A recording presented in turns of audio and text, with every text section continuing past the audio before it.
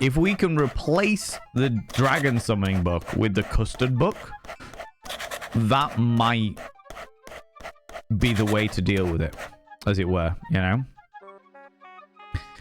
Dragon! Dragagon! Dragon! Exactly. Now you don't get to see me turn into a kawaii goth girl. There's that little human with the pencil hat again. War, I thought you were going to kill him. No, death wouldn't let me. Anyway, I thought he was destined to pop off his pointy shoes about 8 minutes ago. Interesting. Circumstances prevented it. Circumstances? What Interesting. circumstances? It has something to do with butterflies flapping their wings. I don't quite understand it myself. But I do appear to have got 21, and some spare cards. Blast! You've cleaned me out. Let's go kill some butterflies.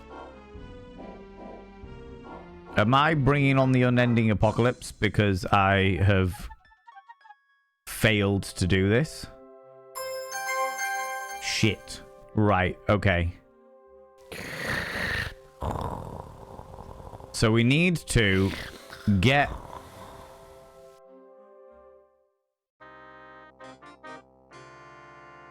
We need to get another book, presumably.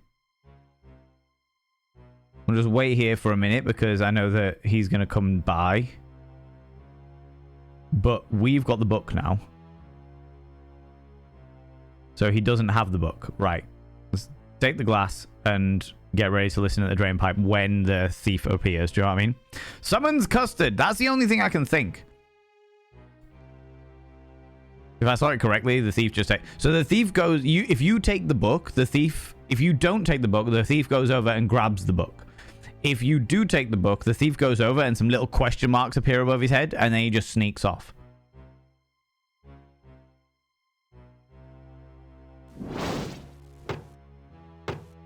Hist! Hail, brother door opener. Doorkeeper! Opener, keeper, what's it matter? Well, I don't have to open it to just anybody who turns up. You could be a spy. A spy? Well, it's a possibility. You could be a very clever spy wearing a very effective disguise. Open the blasted door. What's the password? All right. Lean closer. It's... spoons, swordfish, right? No. What? You didn't say Simon Says. Open the door or I'll kill you. Ah, the other password.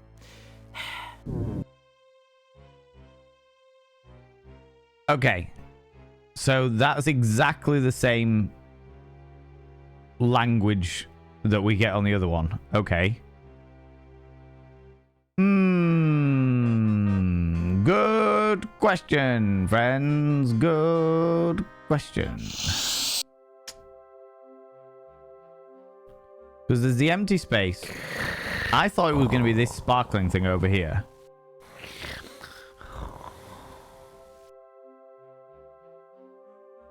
But there's nothing there.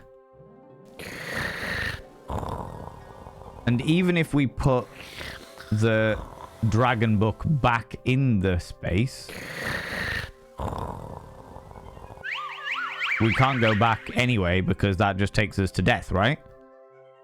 No fire, just custard, right?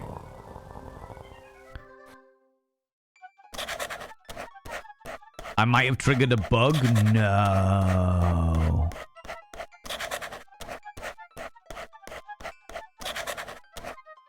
Look, there's that little human with the pencil hat again. War, I thought you were... Right. The book's still there. We'll just see if we can avoid...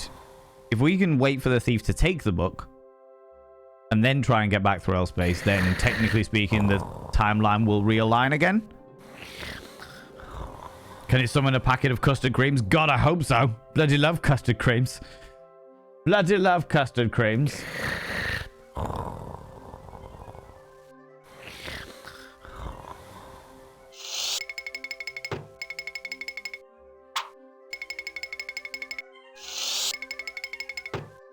Okay. now that you've taken the book, the timeline should have rearranged itself back to normal.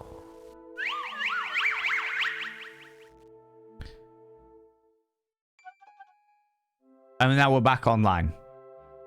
Okay, so there's very important timeline shit that goes on here. Naniog is in the square. This is the only time I can think of another book that we could replace it with.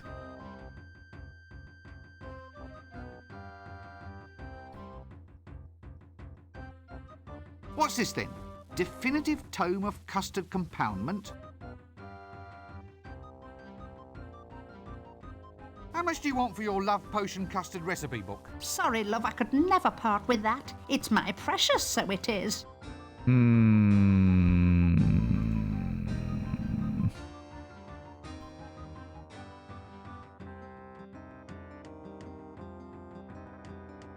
That doesn't work. We can't blow it up. That doesn't work. Oh, that's annoying. What happens if we... Rincewind, can you pickpocket it?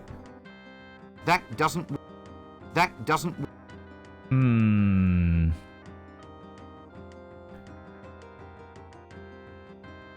That doesn't work. We can't do the secret handshake with him either. I think we're onto something there, though. I think that we are onto something in the regards of we need to replace the dragon summoning book with another book of some description. And I think it makes sense that it would be the custard book, because that's the only book that I can think of actually seeing.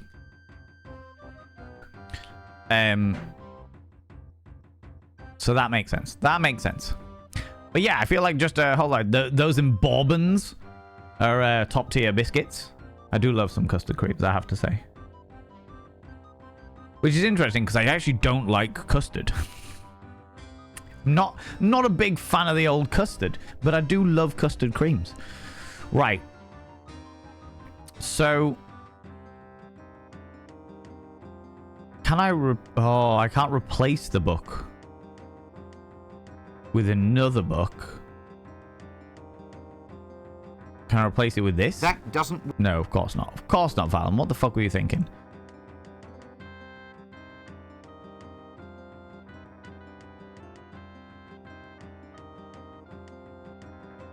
That doesn't...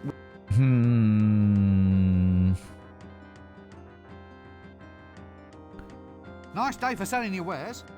I mean your produce. Times are not so great, though. The bottom has fallen out of the magic balm and lotion market. Everybody wants those new age fangled thingamies, you know, crystals and the like. I don't know what's happened to the world. Where have all the old values gone? Good question.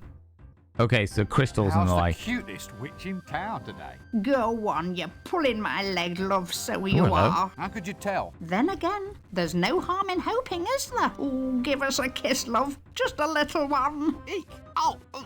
No thanks, I'll pass. How much do you want for your love potion custard recipe book? Sorry, love, I could never part with that. It's my precious, so it is. Stop it! Don't look at me like that. I can't help it, my love. You're such a little sweetie. Oh! Well, I'll catch you later. Do we have anything that could kiss her instead of us? Would you like a donkey? That doesn't... Can I give you this donut and you can pretend it's a wedding ring? No. Interesting. Interesting. What can I do? If I go all the way to Naniog's little thingy and steal some of her custard again.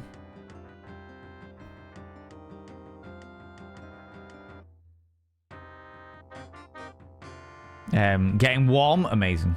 Amazing. Not keen on the pouring type of custard, but the biscuit is fine. Yeah, exactly. I'm not a massive fan of these. Summoning custard creams would be the ultimate superpower. Not only are they tasty, but a kilometer cube of custard cream summoned 10 miles over a target enemy, the city would attain nuke levels of kinetic energy before impact. Oh my god, that would be the fucking worst. Death by custard cream. If you kissed her, would she sell you the book? Well, that's what I'm wondering, Doom Hippie, is if I could, like, steal a frog. That doesn't work. If I could steal a frog, then maybe she would kiss the frog, and I could...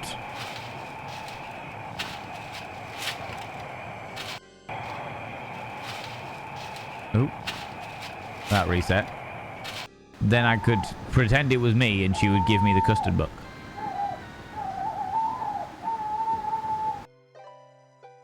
Because if we take the pot, we can get the...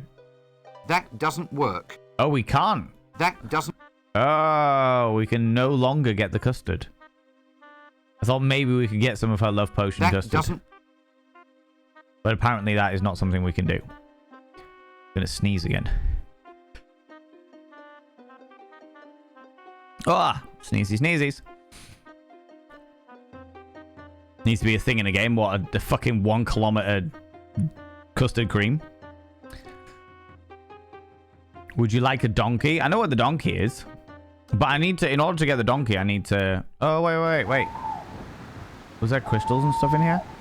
In order to get the donkey, I need to get the soap and water, right? That looks like it's going to move. That doesn't... Well, and well, more sort of lumpen than a ball. Still, does the trick, I suppose.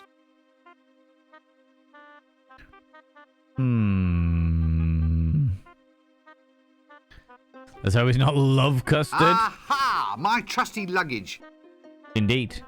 That wasn't what I was meant to do, but it's fine. It's alright. Can we shine the lantern on the crystal?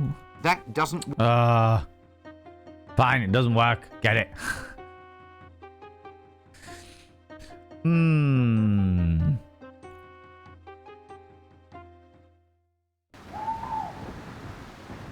Are you quoting me? Would you like a donkey? Okay, so the donkey's not working. A genuine guess, maybe the soapy water comes from that frothy bath that you started a few streams back. Yeah, that would make sense.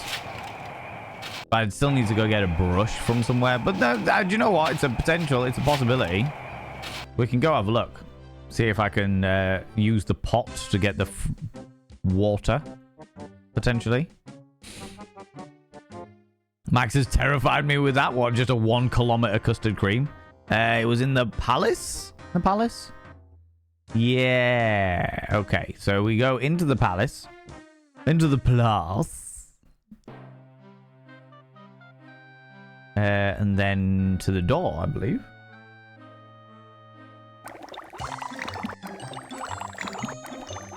Right. Luggage. Pot. That doesn't work. Can't get the bubbles from there. That doesn't... And we can't put explosives. I just want to put explosives in everything. Can't put explosives in there either.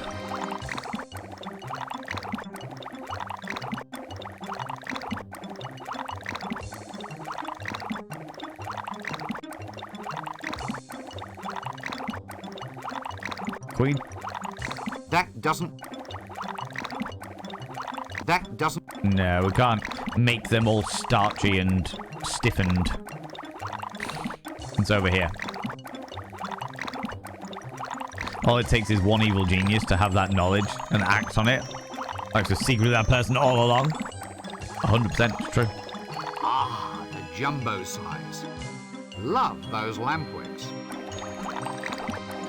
The true challenge of using a 1 kilometer custard cream is having the willpower not to eat it before you do it. Yeah, that's true. That is true. Absolute fact. Okay, we can't get the soapy water from the bath, apparently. Maybe.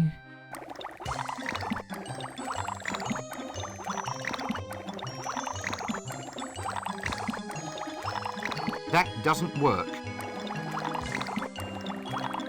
That doesn't... We can't even speak to them. So that answers that question. We've got the tax collector, the peasant. We could speak to the patrician again. We haven't spoken to them since beforehand.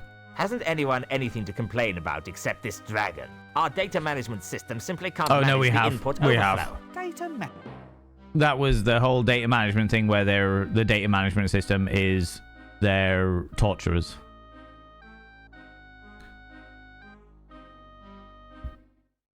Mark Spencer bought a custard cream egg, but sadly it's hollow. A custard cream egg? How do they form the biscuit into an egg shape?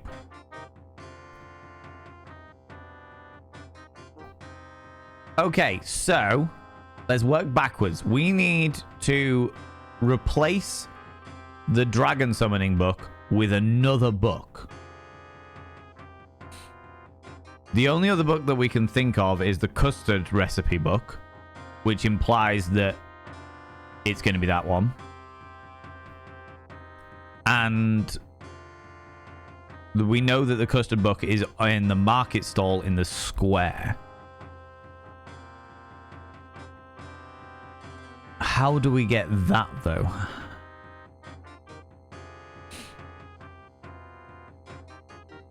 Can we convince Cut Me Own Throat Dibbler to go and smooch her instead? Or one of the old men, maybe? Old timers?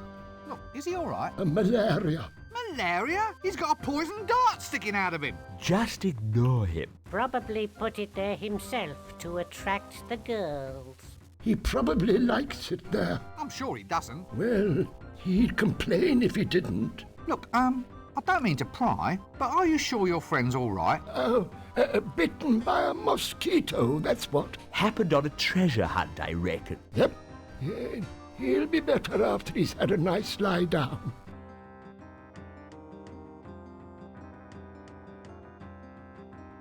Okay, what about Cut Me Own Throat Dibbler? Ugh. Something around here smells like cinnamon dipped toad balls. Right here, sir. Sugar donuts. Normally a penny a piece, but for you, Well, that's kind of surprising. It's an tuppence empty a bag. egg. No! Shouldn't do this, mind you. I'm cutting my own throat. For 12 quid, I'd want the proper custody biscuit filling. That would be impressive. Can I get I you wish you would to... cut your own damn throat. Anything if the price is right, sir. Is that all you're selling? Oh, no, sir. This week, we have a special in home security items for making you feel safe like in these times of trouble. Security? And what might this entail? Patent dragon traps, sir. Guaranteed to liquidate any draconic intruders to your home. Otherwise, as I have said, you get your money back. What? Those are mouse traps. They're for catching very small dragons, sir. I'm letting them go half price. I'm cutting my own throat. No, thank you. Cut Me Own Throat Dibbler. Dear gods! These donuts look heavy as lead. That's quality you can see there, sir. Treacle dough, lovingly dusted with sugar, cinnamon and honey. Recommended by the Ankh-Morpork Dental Guild. They're all spongy. Did you remember to actually bake them? Do-it-yourself donuts, sir. All the pleasure of bakery in the comfort of your own Do-it-yourself home. donuts. Special dragon conflagration sale. Oh, shut up. Tell you what, 1 penny a bag. I'm cutting my own throat. Right, I've already got one, so I don't need that.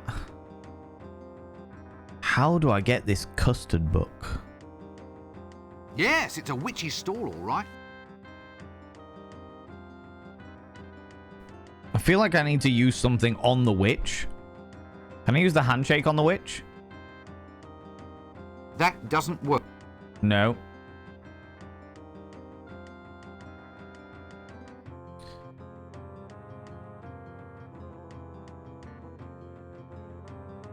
That doesn't work. And the pouch doesn't work either. What have we got in here?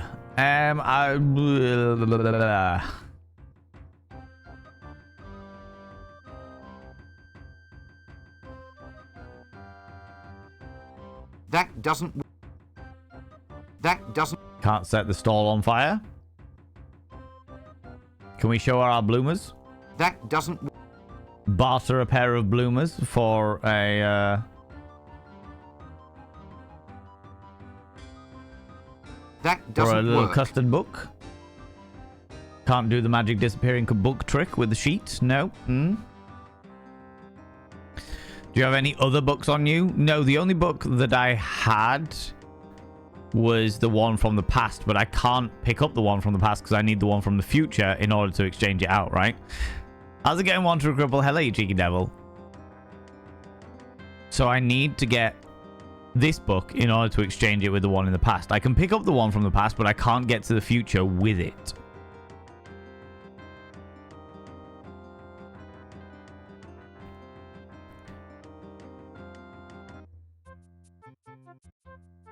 Will you shut up and sit down?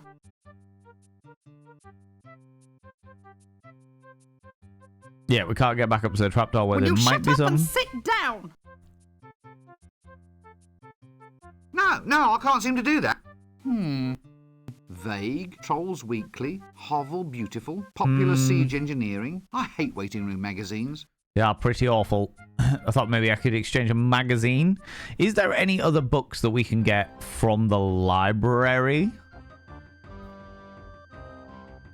that we could potentially... I mean, there are literally hundreds and hundreds of books in there.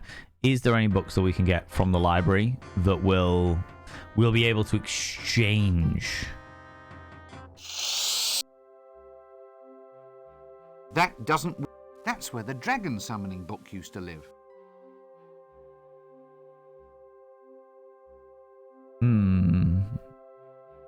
Reminds me of my old auntie's bedroom. Oh, lordy. Ye illustrious tome of levitation. Oh yes, that's levitating, all right. Speak to the librarian. Can you get me a book that is not the book that I'm after? Watch out for the monkey. Exactly. You mean ape? Ape. Hello.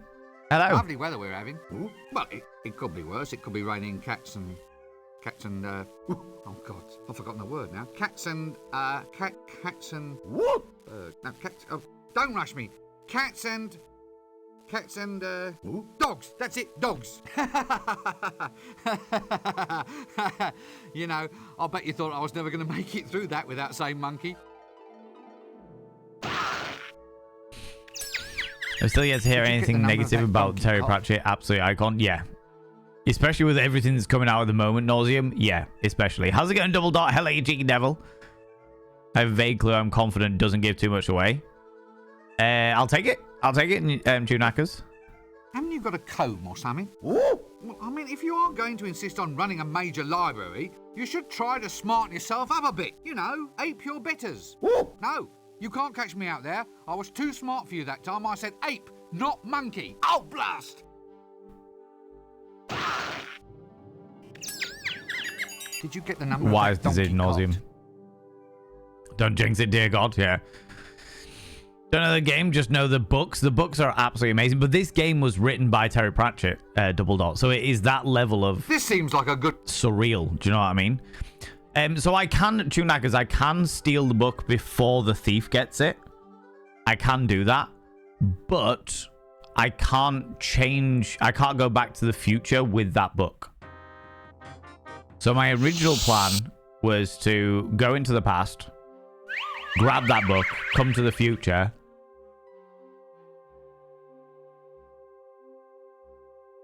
but every time I try and leave with the book from the past, it breaks history and the timeline. So if I take this book and jump back into L-Space... Look, there's that little human with the pencil hat again. Whoa, I thought... And then it kicks me back into the past again.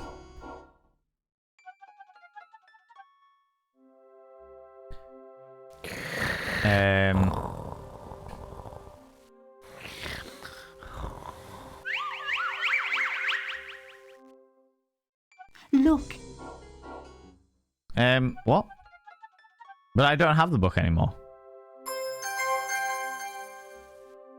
Oh, I've got to wait for him to steal it before it'll reset the timeline, of course. Of course. Think about the movie Face Off and what they do. Change places.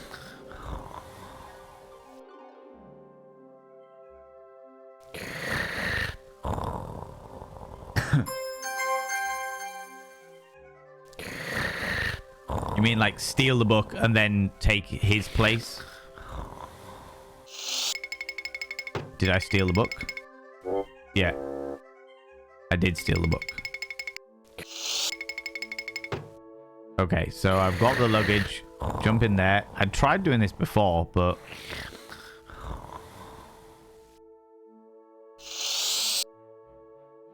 Is he still running around? He is. So if we go straight to the hideout...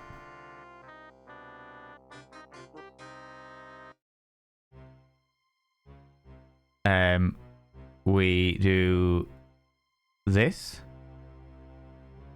Rincewind. Put it on Rincewind so he's got it. Then do the luggage. No, you shit!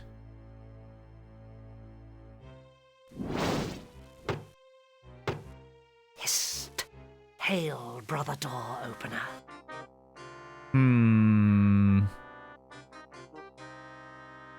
They take their faces off? They do indeed take their faces off.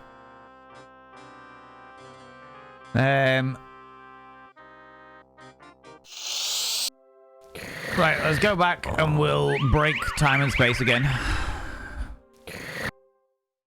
Look.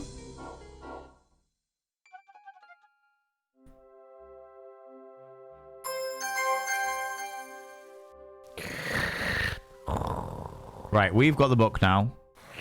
If we go straight over to the hideout, now that we've got the book.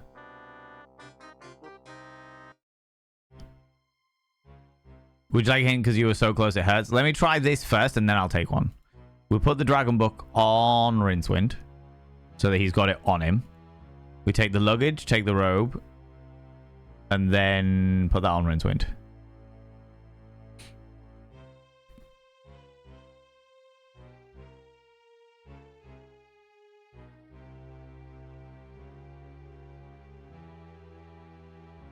Instead of swapping their faces around, might be the book-based version of the face-off. Hello? Hail! Yes, hail! Yeah, Tunackers, that's what I was trying to do the whole time.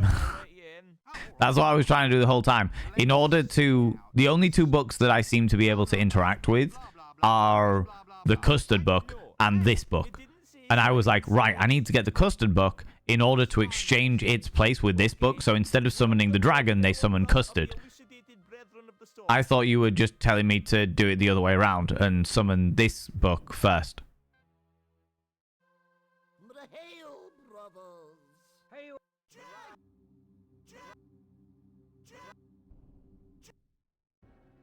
Get past all this stuff while I'm catching up with chat.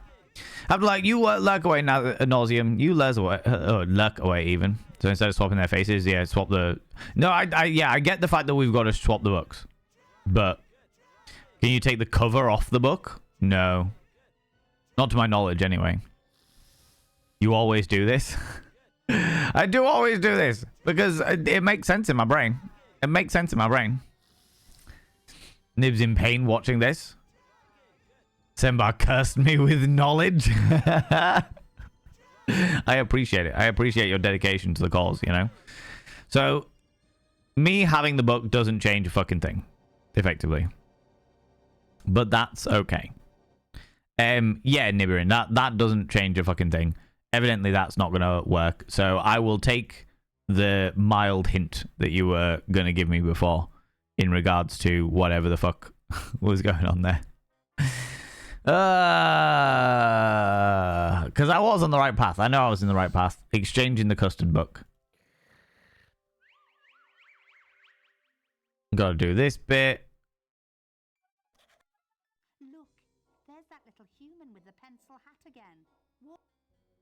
The handshake in the pouch didn't work on thingy? Yeah. The pickpocket? I tried the pickpocket on Nanny Og as well. Right, now I've got to wait for the dude to steal it before I can just go back and deal with it.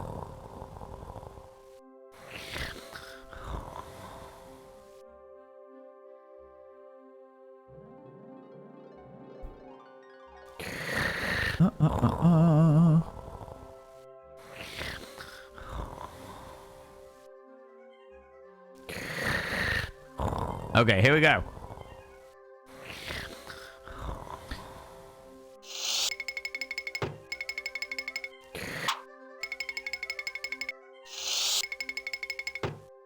Okay, now you've stolen the book. We go back to Earl Space and we'll try pickpocketing Nanny Og again, apparently. I did try that. I'm sure I did.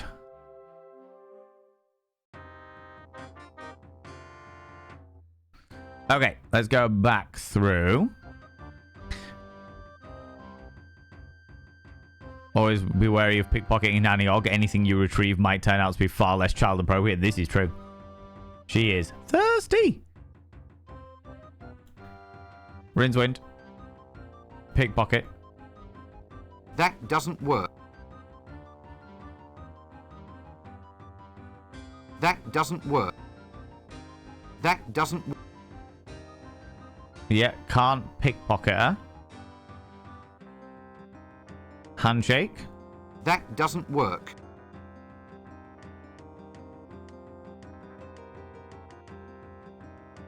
That does. And we can't kiss her. Or we don't know how to kiss her yet. Can't think of any other clues without saying, right, the solution, unless anyone else got any other ideas.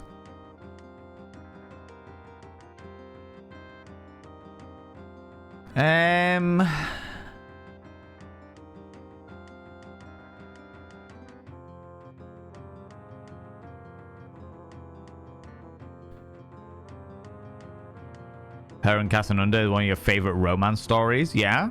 I don't know much about Nanny Og. I know, like, obviously she's a character within the Discworld franchise, but I don't know much about Nanny Og at all.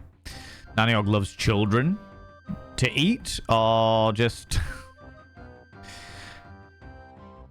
Casanunda always carries a stepladder. Oh my god.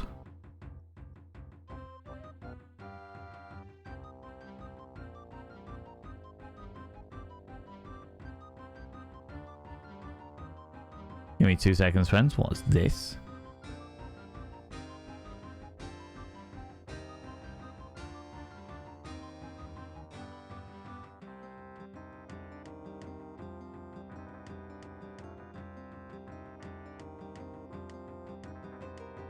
Ooh.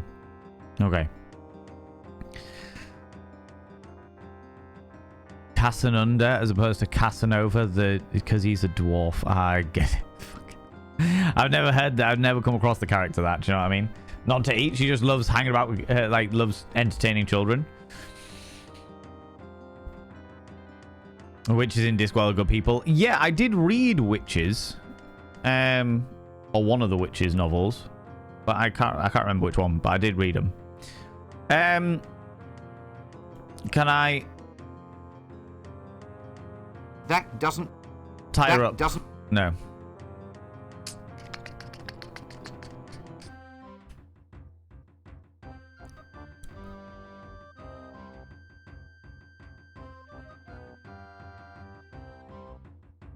She enjoys children and making children. Her side job is being a midwife. I love that.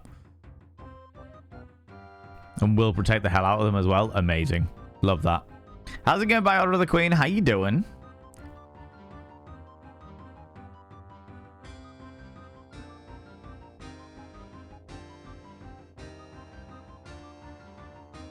Well, busy day? No, I'm actually Yeah, we've done all this.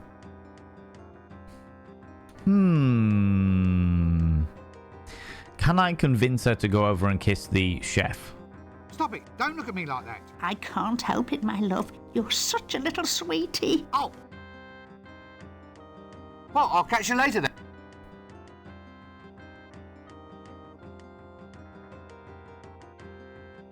then. I was about to say, the hint you gave me, Nibirin, was we've done... Where was it? Maybe add some spice? I don't know how to add spice. Literally isn't an ability to add spice. If I could smooch her, I would. I'd just be like, yeah, let's do it. Fuck it, whatever. But apparently I can't do that. Because she tries to... How's the cutest witch in town today? Go on, you're pulling my leg, love, so you are. How could you tell? Then again, there's no harm in hoping, is there? Ooh, give us a kiss, love. Just a little one. Eek. Oh, no thanks, I'll pass. That doesn't work. Oh, okay. How's the cutest? Go. How could you... Then a... Eek. No. Ah, ha, ha, ha. She got distracted smooching. I completely forgot that you... Okay, all right. I completely forgot you came out of conversation when she puckers them up. Okay, so now we go back to our elf base.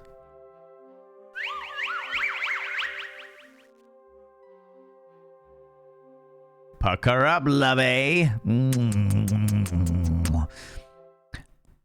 Spice up your life. People of the world, spice up your life. Every boy and every girl over the age of 18, spice up your life. Okay, so now we go book. Take the book. We go custard book. Replace the empty space. Now we wait for him to steal it. Oh. Save this game. Oh, can't save the game. Because we're middle of thingies.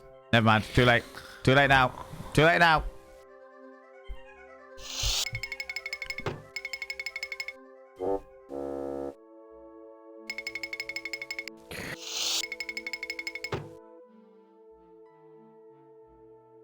We did put that book back there.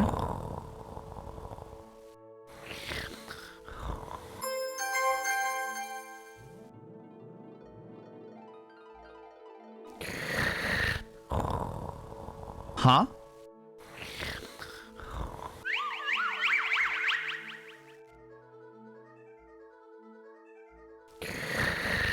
What is going on? Look.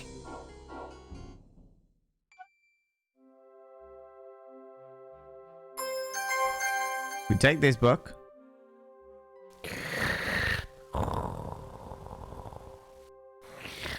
Where's Nanny Og's book gone now? No! Look. Shit off.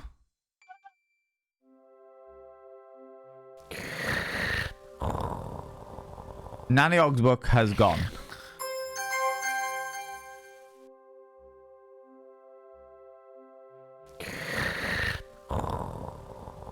That doesn't work. Have we fucked it?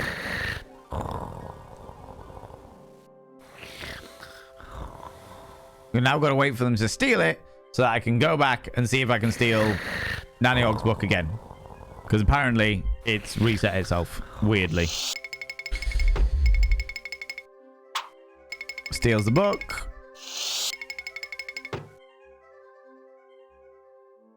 I shouldn't have accidentally reset the timeline. Because he should have taken the book. He should have taken the thingy book, though. Do you know what I mean?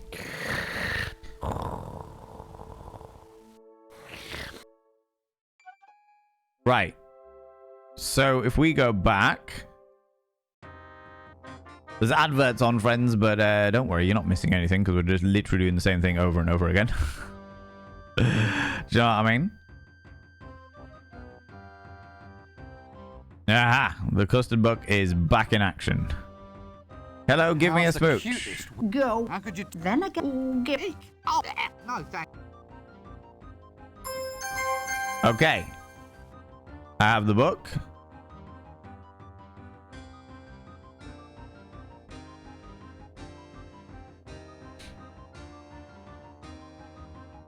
Come on.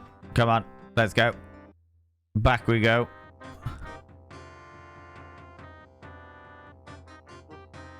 Yeah, I'll save it as soon as I'm in here.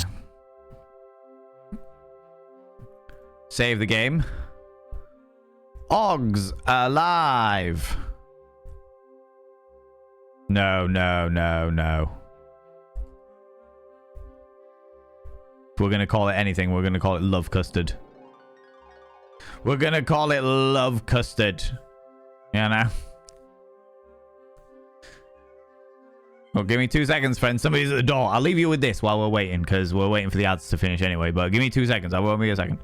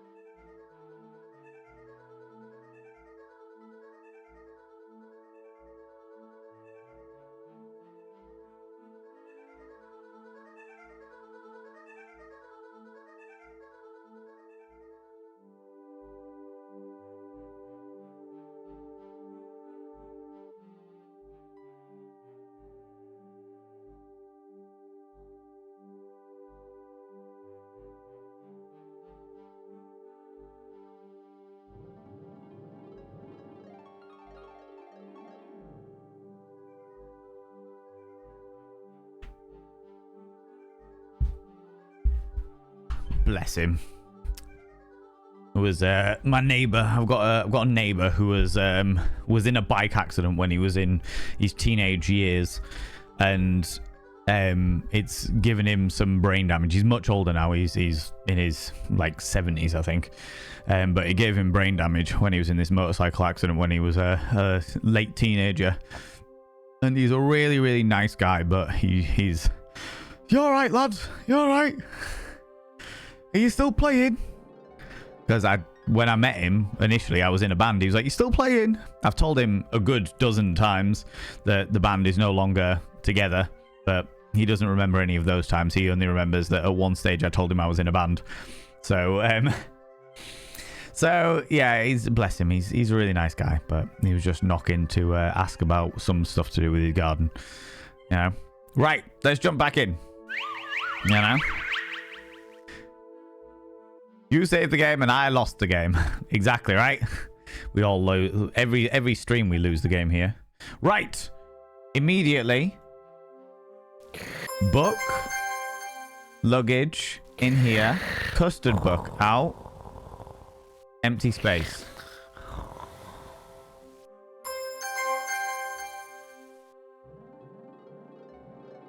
Okay, the custard book is definitely in the empty space now, okay? Now we've got to wait for him to steal it.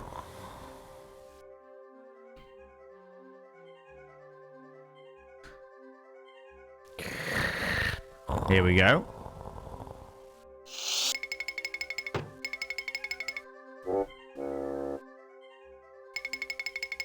He doesn't take the custard book. Why does he not take the custard book?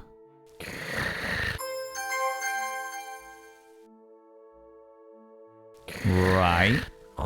If I put the dragon book back...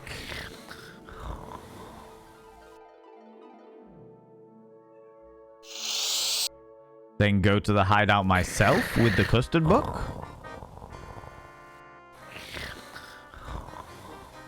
So close, but not quite? I don't understand.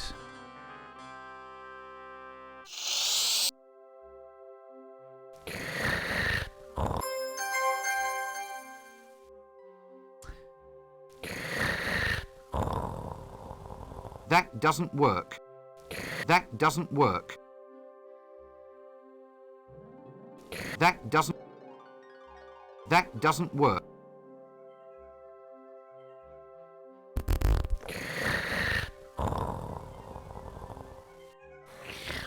Can you switch them back now? I can put this back in the empty space so that it doesn't have it.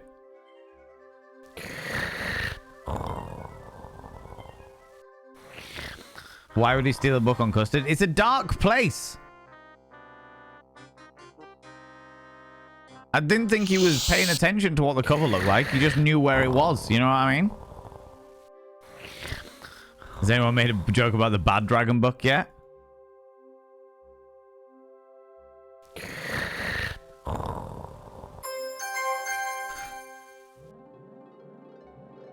Recogli That doesn't... That doesn't...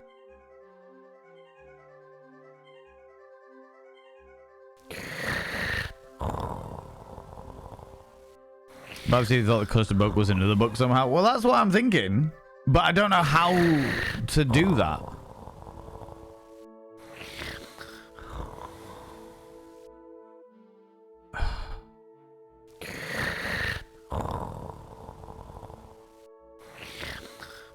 So I'm gonna have to reset the timeline again. Go back. Find a way to paint the custard book red. God, this is fucking... The laborious steps it takes to get to these points is ridiculous. Okay, reset the timeline again. It's out of the custard book. That's what I tried doing a second ago. That doesn't work. Not having any of it. That does... Can't do that either. That doesn't... I thought maybe I could take the cover off, but I can't. That doesn't... Can't wrap this string round with thingy.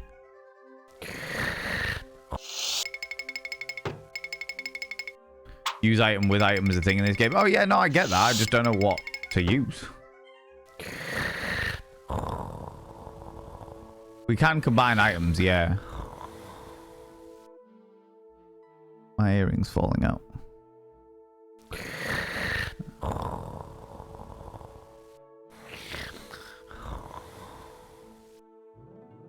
I feel all your pain because it's my pain, but please remember to ask before you drop hints. Yes, thank you very much.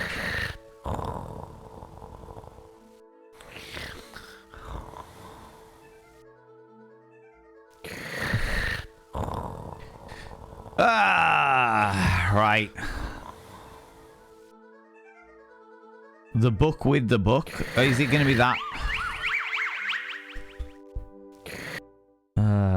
Some of the logic here is difficult to understand. Because sometimes it's really simple. If it is book on book, then that's ridiculous.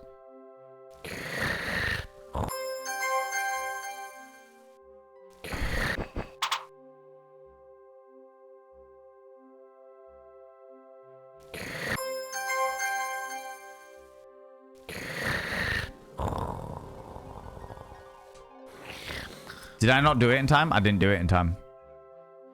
I didn't fucking do it in time.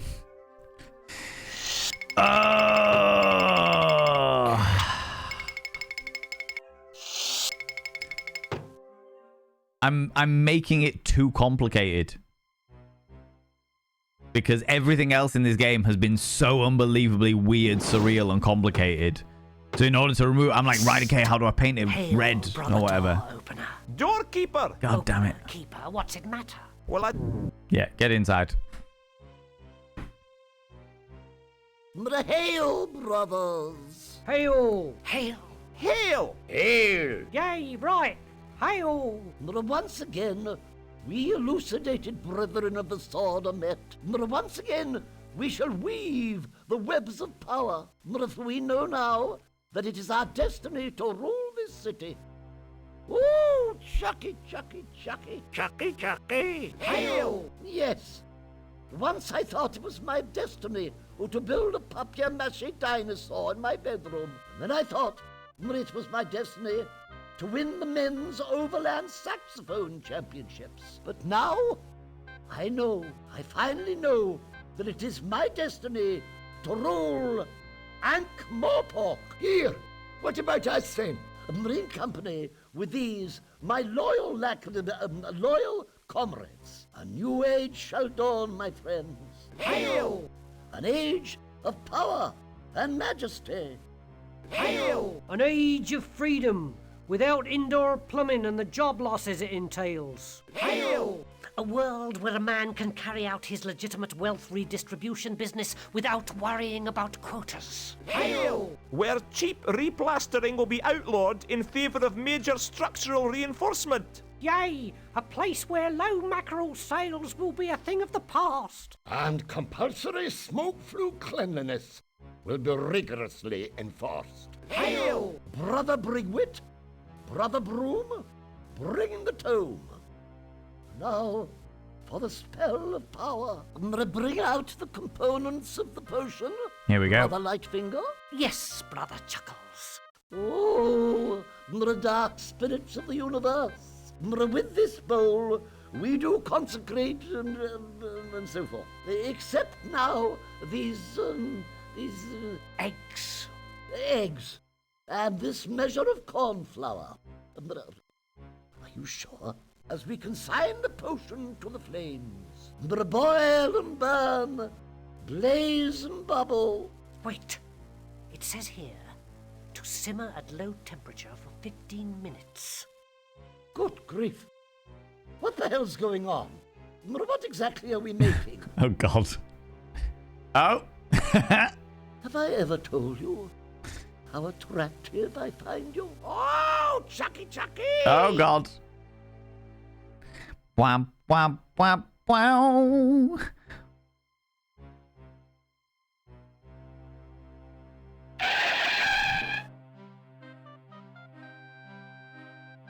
I have triumphed. Goodness overcomes evil once again. Oh, God. The land is liberated. The serpent is gone. The dragon is dead. There was no dragon. Is dead. I killed him. Me. I shall humbly submit to whatever fabulous rewards you feel I deserve. Dragon? Don't be ridiculous. Dragons don't exist. Of course it doesn't. Quite so. And since no one believes in them, we can hardly reward you for disposing of one. Yeah. Next. Hey, here, wait a minute. I slew a dragon. A real, bona fide, verifiable dragon. They don't exist. Yes, they do. No, they don't. Yes, they do. No, they don't. Yes, they do. No, they don't. Yes, they do. No, they don't. Yes, they do. No, they don't. Yes, they do. Do, and do. No, they don't. They do. They exist if you believe in them. Ah, but no one believes in them. Uh-huh. Yes, they do. No, they don't. Yes, they do. No, they don't. Oh, for Excuse fuck's me. sake. Thank you so very, very much. They do. No, they don't. They do. Dragons, you know, huge, vile, evil, stenchful, slavering.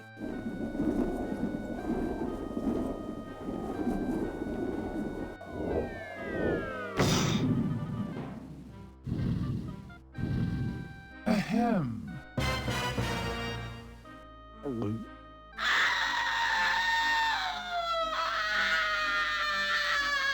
Hello again.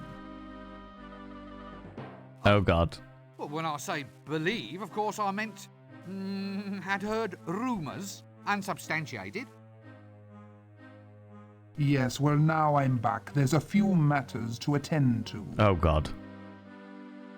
Ah, sorry about the slavering thing. A bit uncalled for, really. I love the way that the luggage is hidden like that. I'll deal with you later. You summoned it. You get rid of it. Well, Oh, here we good go Lord. again. Oh, good Lord.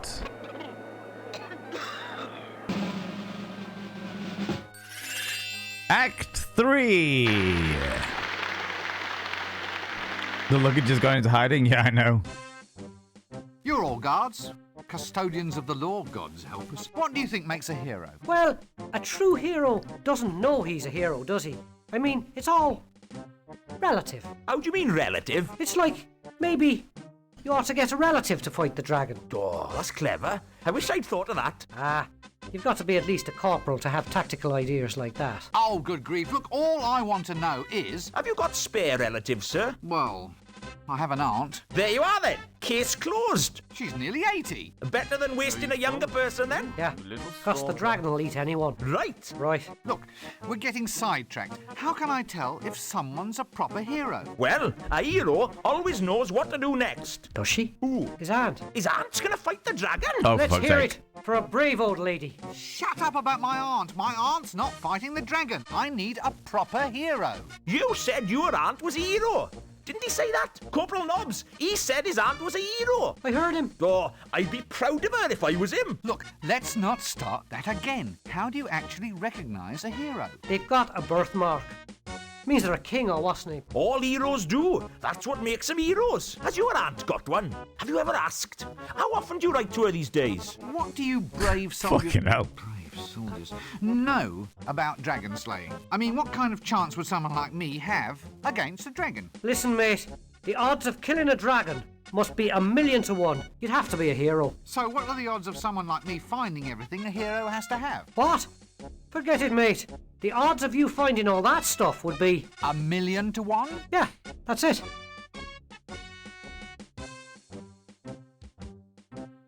Oh my god. A birthmark to my mother. A mask. And a book. Equals... So tell me, what would be the odds of me slaying a dragon if I had a birthmark, and if I recited a magic spell, and if I was wearing a black mask? After taking into account the expected number of butterflies flapping their wings at the time, I reckon that would be 375,000 to 1. Not 1,000,000. It's not 1,000,000. Okay, so you're right. Yes, Sembar, we have done a hell of a lot and gained a net 0 now because I came back and was... The dragon wasn't summoned by the cult. It was actively not summoned by the cult because of my capabilities. And due to my capabilities, was then able to not exist. But then because I was so adamant about the fact that it did exist, it came back. And is once again after my hide. Can't go up here. Right, cool. We'll go back into Aunt Morpok. Right, okay. So, is that saying I need a magic book? I don't have a magic book, but I do have the Book of Dragon something. The luggage has gone into hiding, right? So up until now, yeah, exactly. So this definition of computer gaming. Can I go back to the barn? Is there anything in the barn now that the dragon's not there? Presumably. Oh, the dragon is here. I'd rather not. Okay. You read the first few books. I have read... Yeah, I read The Light Fantastic and The Colour of Magic. Most kind. Max Wattage, thank you very much for giving that sub to Tunackers, you cheeky devil. That's very kind of you, you beautiful being. I shall now inscribe your name upon the mirror vein, Tunackers.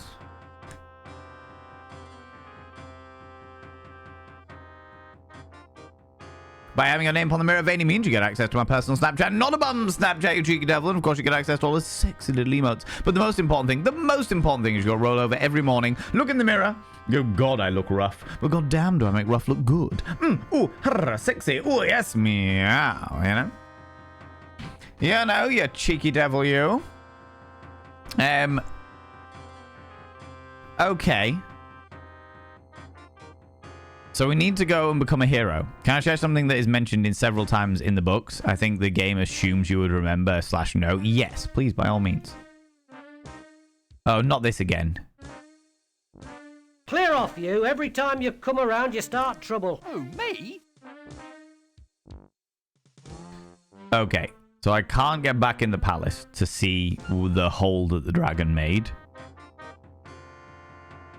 Presumably this is going to be filled with custard. No, apparently not. Okay. Quickly just pop round each of the different locations and see what's different. Probably the best bet so far. Another very good one is guards. They are all pretty good, to be fair. Livery stable still exists.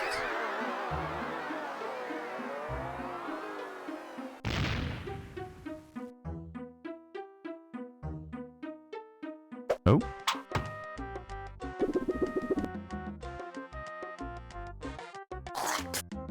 Interesting.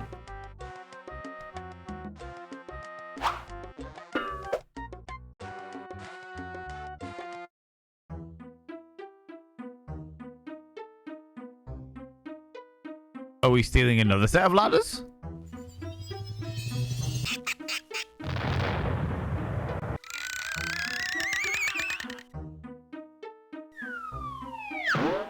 Huh. Not what I was expecting at all. So according to Discworld, wizards' chance of 1 in 1 million. The wizards... Okay, excuse me. So according to the Discworld wizards, the chance of 1 in a million happen... chances 1 in a million happen all the time. And therefore they equal to 1 in 10 chance. AKA your goal is to reach a 1 in a million chance. So I need to do a 1 in 10 chance, right? That doesn't work.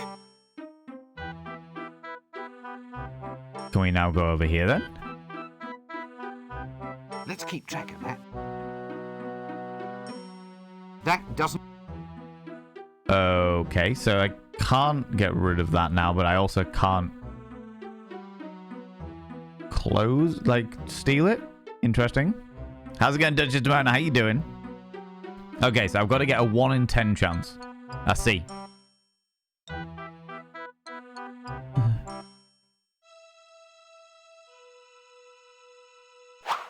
And there's nothing else around here.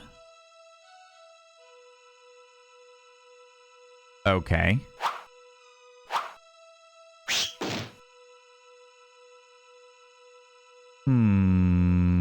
Interesting.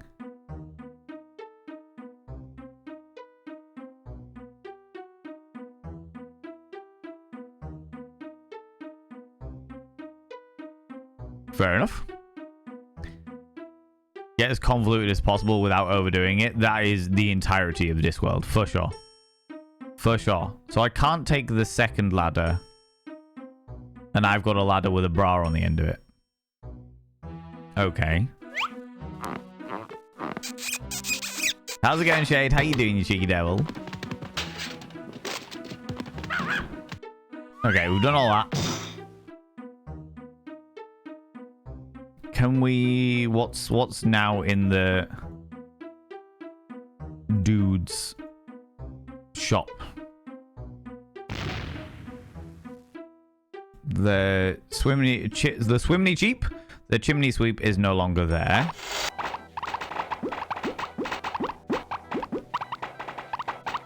That doesn't... What's in here then? Cooking oil. Okay, so that's nothing's really changed there. Okay. We're just gonna, at the moment, because we've started Act 3, I'm trying to find out what's changed in different places. So we have a ladder in the alley that we didn't have before, despite the fact that I definitely have a ladder. Nothing's changed for the livery stable yet. Let's go to the street first.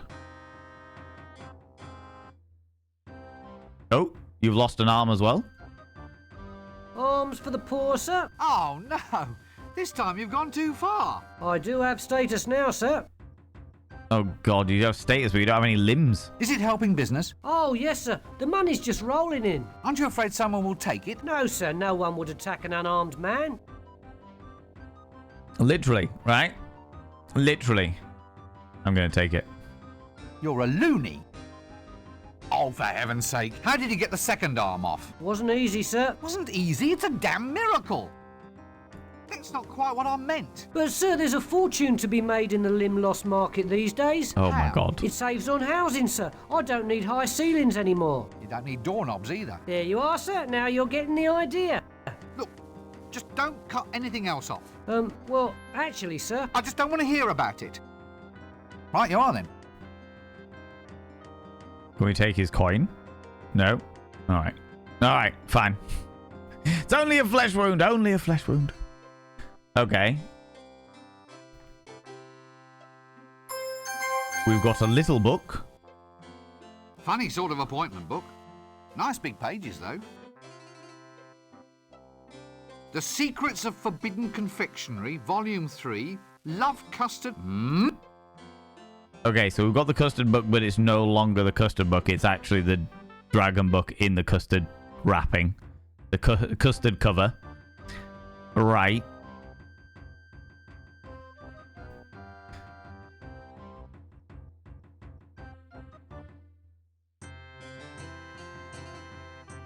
We've got the fishmonger. I have absolutely no desire to talk to that person at this.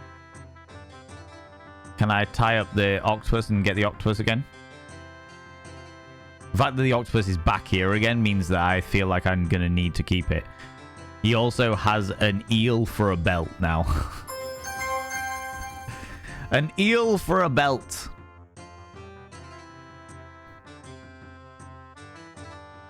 You're a loony has to be a Monty Python sketch. Isn't it Life of Brian? I've got a feeling I'm going to need to do this again in order to grab the eel. But I can't drop custard on him this time because I have no custard. King Arthur says it's the Knights of the Holy Grail. Oh, okay. No, I didn't want to do that. Go back, you little bastard. Go back. Doing well, just working with the 27-kilogram pup under my snuggie. He doesn't understand personal space. Of course he doesn't. He's a pup. Oh. He's the preacher has gone from the corner. Okay. Interesting.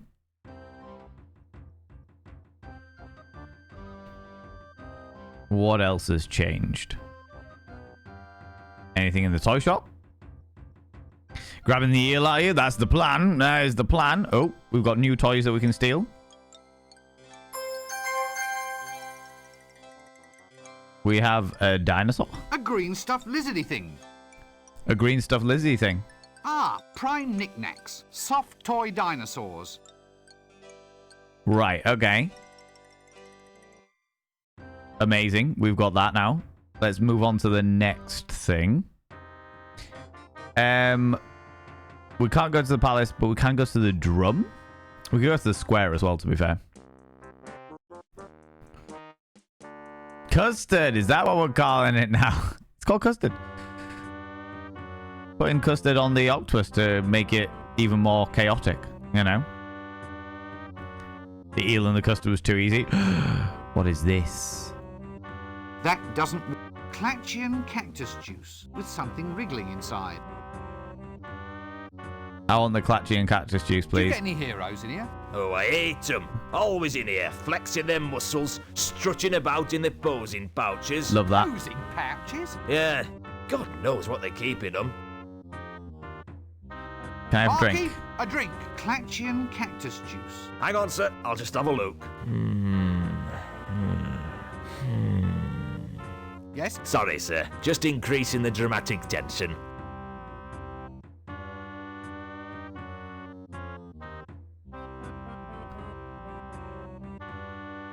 Oh god, I've got the worm now as well.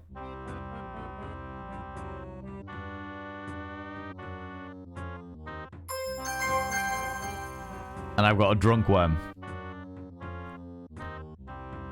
Right. Right, okay. There we go. I'm guessing we still can't use the lantern. Despite the fact that it's... No, can't use the lantern still. That doesn't work.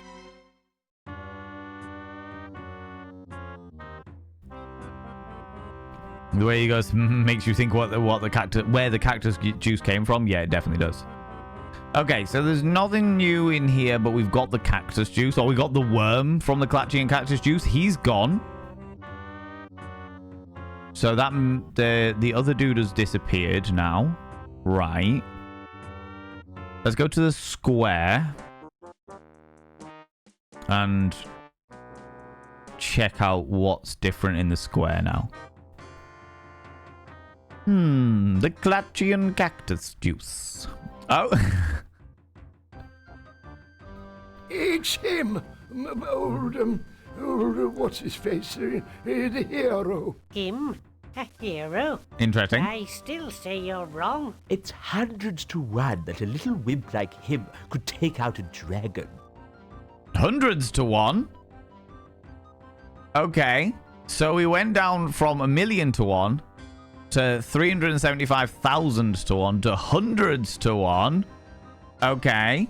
Where's your friend gone now? Slumming. What, is that him in the grave? He's only shamming. Wants to see who turns up with flowers. Look, I really think you ought to call a doctor or something. I think he might be quite ill. No, don't play along with it. It'll only encourage him. Okay. As heroes, I mean real bona fide heroes, don't you think there's something useful you should do? Do? Are we invited to a do? No, do. Take action. Fight against oppression, that sort of thing. Long time since I last went to a do. There was custard, I remember, and sausages on poles. No, I mean, shouldn't we all band together against the dragon? A band? Are they having a band as well? Canopies. That's what they call them, stuck in a pineapple. Very cultured. I wonder if we're invited. What can you tell me about heroes? Heroes?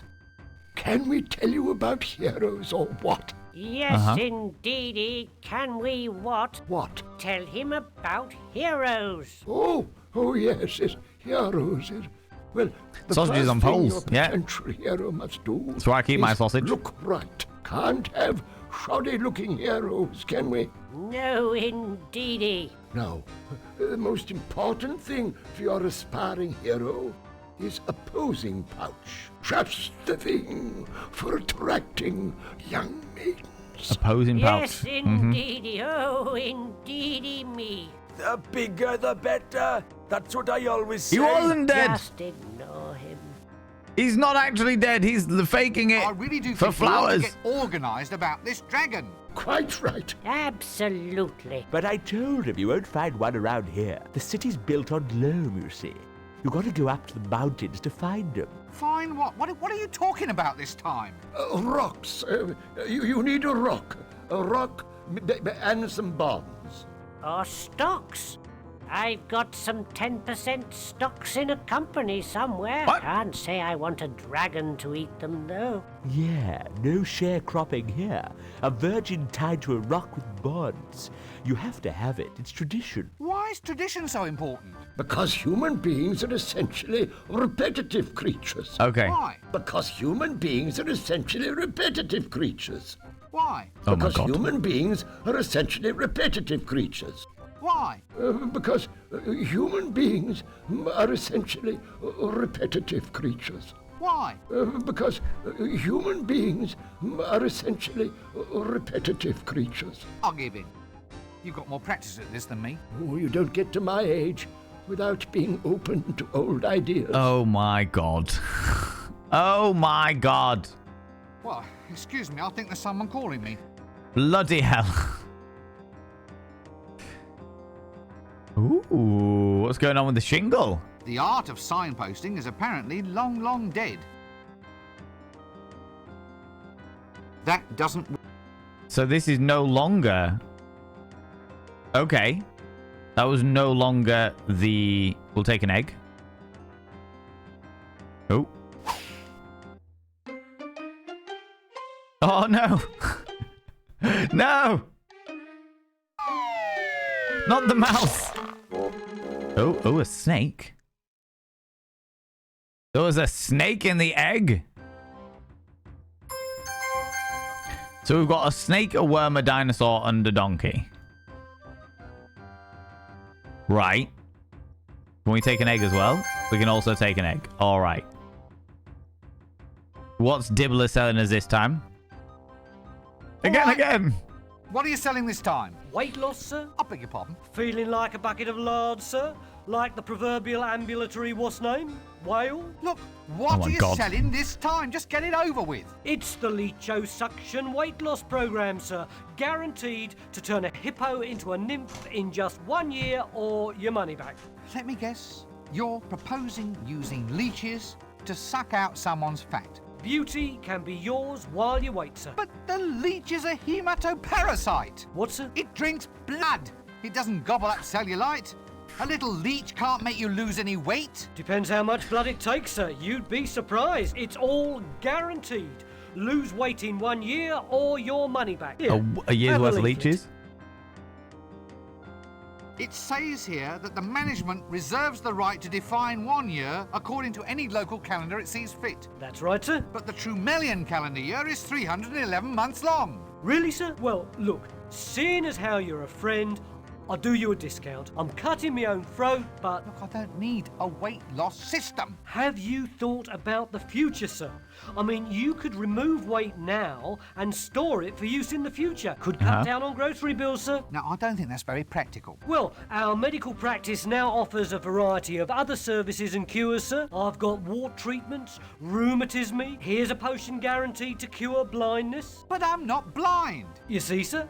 A miracle cure. You're not fooling anyone, you know. Oh, well, sir. Perhaps we can do business in the future. Ah! Can you tell me about that leecho-suction thing again? Careful one, would you, sir? Cut price, I'm cutting my own throat. OK then, couldn't do any harm. As if I haven't had enough exercise of late. Okay. Right. Once again, we are gathering shitloads of random stuff. You know? Genuine question, friends. How many acts are in this game? Does anyone know how many acts there are in the game? Literally, Baldric and Eric Idle. Has again Tiny Haggis. It is indeed. It is an all-star cast. An all-star cast. 4 acts. Okay, and we're on Act 3. Okay, cool. On board it. No badges or mushrooms yet. Yet. Being the operative word there. Lovable Street Starfish. Who's in the stocks now? No one. That doesn't... Interesting. Hello. Have you ever thought of using this virginity thing as an advantage? Eh?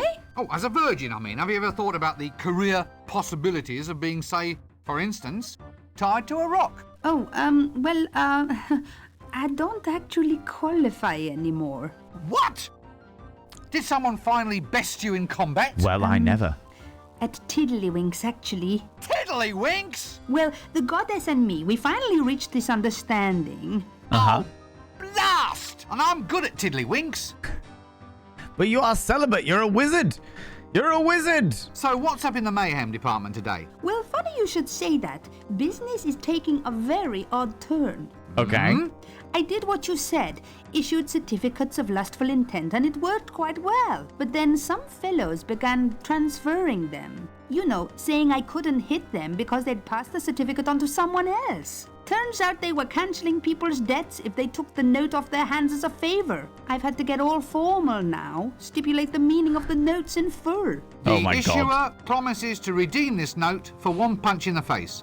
That sort of thing. Yeah, that's the one. I'm thinking of calling them pound notes.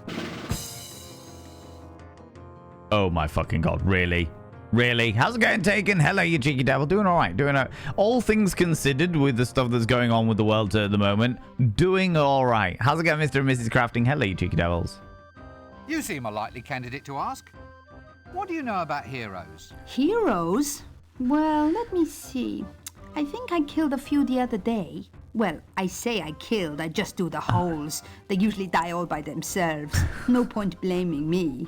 Well, about these heroes. Always muscular types, always got moustaches. Moustaches, eh? Oh yeah, but your real hero, your actual predestined hero, he's usually got the marks of some kind of destiny actually on him. What, Oh, you mean okay. he comes born with them or something? Well, there's your birthmark, you know, marking him as hidden heir to the throne. Then there's the magical sword left in the stepfather's keeping. A magical sword, eh? Well, you can always tell a real hero. They have a sword that goes ting. Ting? Yes, it's all part of the act.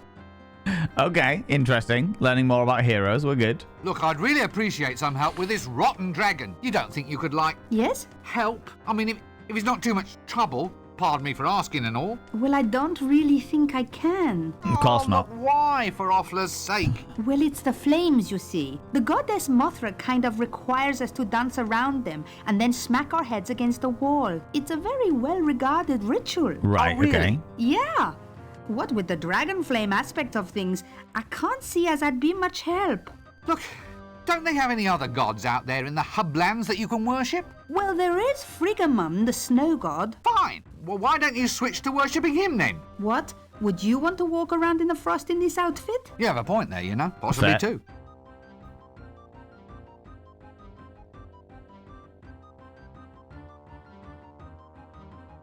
Did he get dizzy because he stared at her boobs? Well, Is that Goodbye. what happened? He got dizzy because he stared at her boobs. All right, I see how it is. How's it going, Taken? Hello, Mr. and Mrs. Crafty and Cheeky Devils. Wizards the only celibate by custom, otherwise we wouldn't have sorcerers. This is true. This is very true. I seem to remember there being celibate specifically so that they don't have sorcerers. That was the whole point of it, you know? Don't mind they're gonna lurk. Yeah, you do your thing.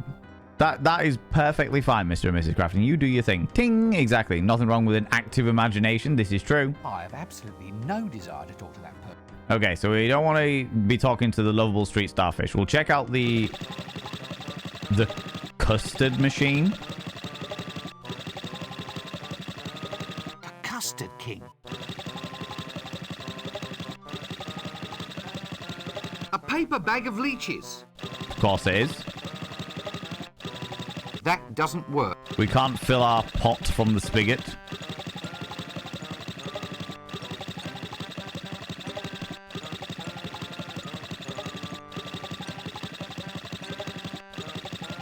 Can we speak to the Dunny Man? Sir, come and taste the quality of my wares. Oh no. This used to be a sewage facilitating plant, and now it's a custard machine. What in Offler's name are you selling? And where have all those flies come from? So what are you selling? Selling? Why, custard, sir. The finest blue ribbon custard. Based on what comparison? Ah, I mean, if it's the finest blue ribbon custard, that means as compared to some other brand of custard. well, compared to other custards that don't have blue ribbons. Just tell me what's so special about this custard then. It's an aphrodisiac, sir. A love potion. A magic so potent that none can resist its spell. Love custard? What a terrible thought. Wait a minute. Why is this custard all lumpy? Nothing, sir. Merely local colour. I guarantee that our custard stocks are now largely free of insect-oriented problems. How's it going, Hurricane? How you doing, Cheeky Devil? Same system, right? Yeah, this was the Dunny King, which was used to treat sewage in Ankh-Morpork, and now it is being used to make love custard. Of Look, course it aren't is. you the guy who used to collect the dunny cans? All that is behind me now, sir. I am now the custard Custard? Oh my god, Hurricane. So what are all the flies doing here? Cooling system, sir. They're fanning the custard with their wings to take the heat off. Oh, well, look, I'm still a bit concerned about That's the level of bad. hygiene. Do you have health standards? Yes, indeed, sir. Well, Well, what, sir? what are your health standards? Oh, we watch the flies very carefully, sir. The moment one looks a little bit off colour, he's hauled off to bed and we don't listen to any excuses. Oh god. There you go. Where did that come from? What? Oh no, it's actually custard. Oh, it's bad. It's bad for all friends. It's bad. All right. Okay. We've got a bag of leeches. Let's go and see what's in the door here. You know. Baby, sweetie doll. Eh? So good to see you. You're looking swell. Oh, well, thank you very much. Now sit down and shut up. Nine. With feeling. Whoop, whoop. Oh, this is terrible. Next, if I need a monkey, I'll let you know.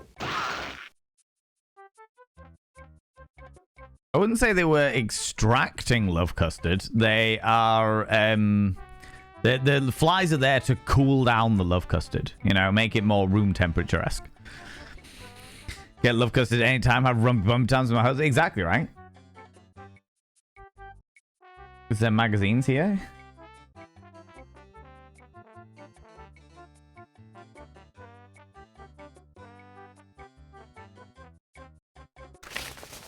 Okay. Hello again. You're the troll, right? Flint. Eh? My name's Flint. My manager picked it for me. He thought it was more suave name for the clickies. Suave as opposed to suave? These days, you gotta be suave. Uh-huh. Pieces of 8, pieces of 8. Luke, I am your father. It's not got any better, has it? Not really, but just think of all the savings they could make on hiring extras. What sort of role are you looking for? A hero. That's why I've grown the moustache. You have to have a black moustache if you're going to be a hero. That moustache is made out of lichen, isn't it? Well, I was in a hurry. Anyway, I don't grow beard bits very well. No, 100%. Now that I've spoken to you, will you move if I exit and then come back in again? The film star was a psychotrickerist, now a film star. Aha, perfect, yeah. Baby, sweetie doll. Eh? She's changed her entire personality. It's so You're unnerving. looking swell. Oh, well, thank you very much. Now sit down and shut up. So unnerving. This must be a perfectly safe Ankh-Morporkian covered germ theory yet. Yeah, exactly. Ankh-Morpork hasn't discovered germ theory yet. The fanners of the hot love custard, exactly, right? So it's time to be alive. Glad to hear you doing good, mate. Doing as good as possible. Taken. Doing as good as possible. How are you doing, buddy? How's it going? I'm going to be a star, you know. Is that right? Sorry? I'm auditioning. It's for the star role in the new clicky Trolls Prefer Blondes. It's terribly modern. Why has your bust line gotten bigger? Silicone implants, I think they're called. Silicone Yes. implants. Some cone-shaped bits chipped off that insane troll beside me. I stuffed them down my front. My agent thought it would be a good idea. You're keeping abreast of the competition, so to speak. So, how did you get an audition? Just stay in line like me. It's ever so much fun. I'm terribly excited about this casting couch idea. Really? Oh, yes, because I love fishing. I think I need a good lie down. Oh, do you want to go on the couch as well? Not if I can possibly avoid it, no. Oh, so would you like my autograph? You what? Well, it's like a name on a bit of paper. My agent Otto thought it up. See? Autograph. He says it'll be worth a lot of money one day. Right. Really? Oh, yes, especially if you use expensive paper. If you bring me something to write on, I can give one to you. That's very considerate of you. Oh.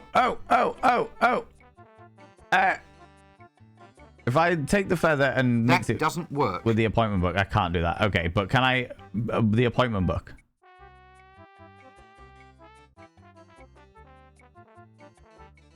Next. That's me. So we got the autograph on the appointment book from the woman who's No, come in. okay. So, you want to play a hero, yeah? A hero? Well, this is to be a hero's role. Right, okay. Just say your lines and we'll see if we can't get you a screen test. Lines? Well, all heroes shout something as they attack. It's traditional. Uh-huh. Just say whatever comes into your head. Hasta la vista, baby? No. Here, try this. But this just says... Arg. Hey, that's what all dragon slayers say. Really? Yeah, just before they fry to a crisp. Come back when you practiced. Now off you go.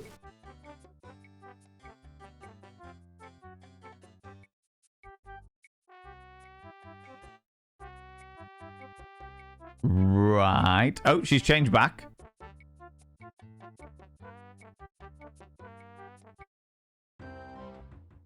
Right. Now I've got an autographed thingy and I need to practice my ARG!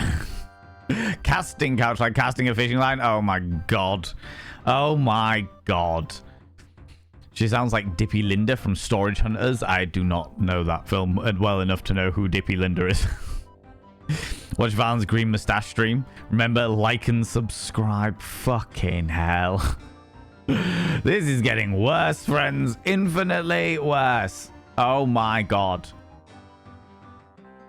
One of the other Pythons. Yeah, John Cleese isn't in it, to my knowledge. But, Eric Idle's definitely in it. Anything changed in the inn? Oh, yes, there is. There's a dude. The innkeeper. Oh, and people. A dog. Yeah, doggy. Greetings, noble nautical person. Okay. Yeah, what do you want? Give us a kiss, then. What? I didn't mean to. Mr. Wizard wants a spanking. Help! Got the gear, got the gear. Are you looking for trouble? No, it's not me. I'm not the one who's... Why don't you give the dog a bone, you great tattooed matalo? Help!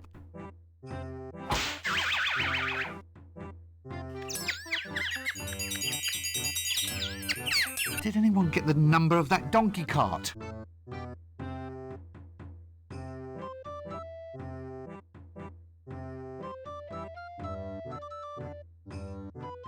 What?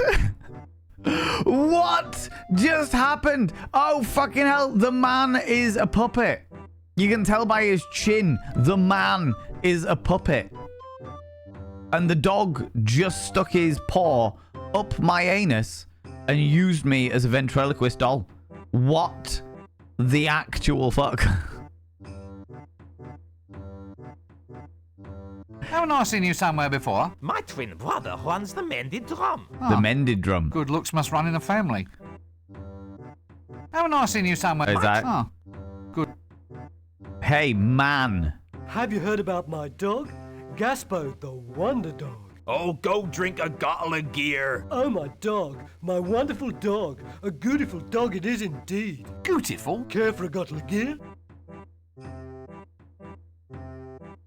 Gasto the wonder dog. Here, doggy, doggy, doggy. Greetings, no... Okay. Yeah. Okay. We've seen all of this. Did anyone get the number of that donkey cart?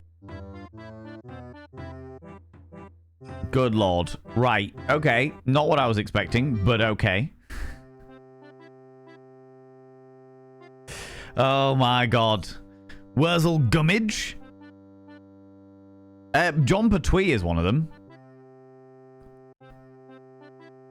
Okay, nothing new here either. Right. Love Gaspode. I have never come across Gaspode in any of the things that I've read. So I don't know who Gaspode is, but now evidently we've been introduced. Eric Idle, Tony Robinson, John Pertwee, and Rob Brydon are the male characters, and Kate Robbins for the women. Okay. The only place we haven't been now is the Shades and outside of the city. And we can go in the Shades now, because of course we can. Needs to talk about consent. I know, right?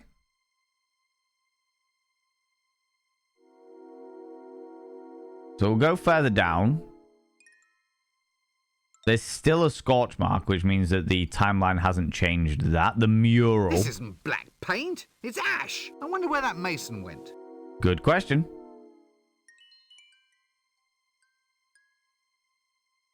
Moving Pictures, Gaspode the Wonder Dog is in that one. Oh, right, okay. I was about to say, I am not familiar with Gaspode. Not in any of the books that I've personally come across. Oh, where can I... Where's... Come here. Where are you, you little shit? There you are. Hello. Let's take the ladder with the brazier.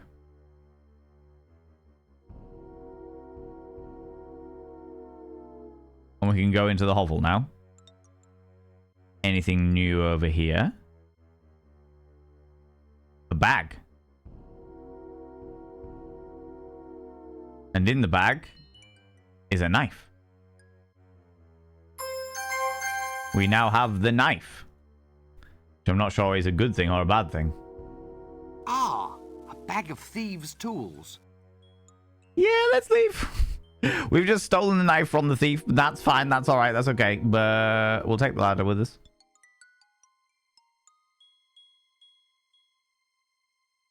And then we'll go up and see the... What is it? The House of Negotiable Affection. Lady of Negotiable Affection. Hello. Such a hero. A hero? Wow. How do I attract a dragon? If I were you, I'd wear camouflage. All heroes do. Camouflage. Wear camouflage? I think it's a sort of perfume. You probably can get it from wherever you get your dresses. Camouflage. Oh my god. This one? No, not interested. Can we now go inside the cat house? I can't. No. Okay. That's a Scouse accent. It is indeed a Scouse accent. Camouflage. Oh my Gideon. All right. Okay.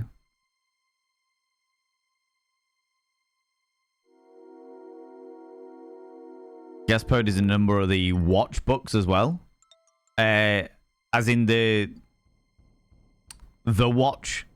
Yeah. Which is like the guards one type things. Yeah. You see, they tried to work out the rights to remaster this in other Discworld games. Oh, really? I did not know that. Can I please go down here, please? There we go. Exit. Oh. Malicious Shadow. Ah, no. No, I don't really want to investigate that one. Still just a wee bit on the scary side for my tastes. The Malicious Shadow. All right. All right, I think that's everything so far. So our best bet so far has been the 100s to 1. Can we go out the city gates and have a look at the other places? Let's go to the nice woods first.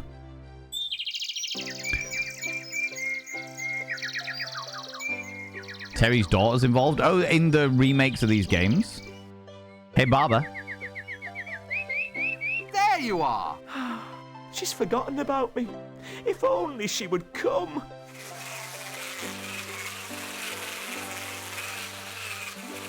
But she's booked an appointment. Look at your appointment book. Let's keep track of that. Let's keep track of that. Okay, maybe not.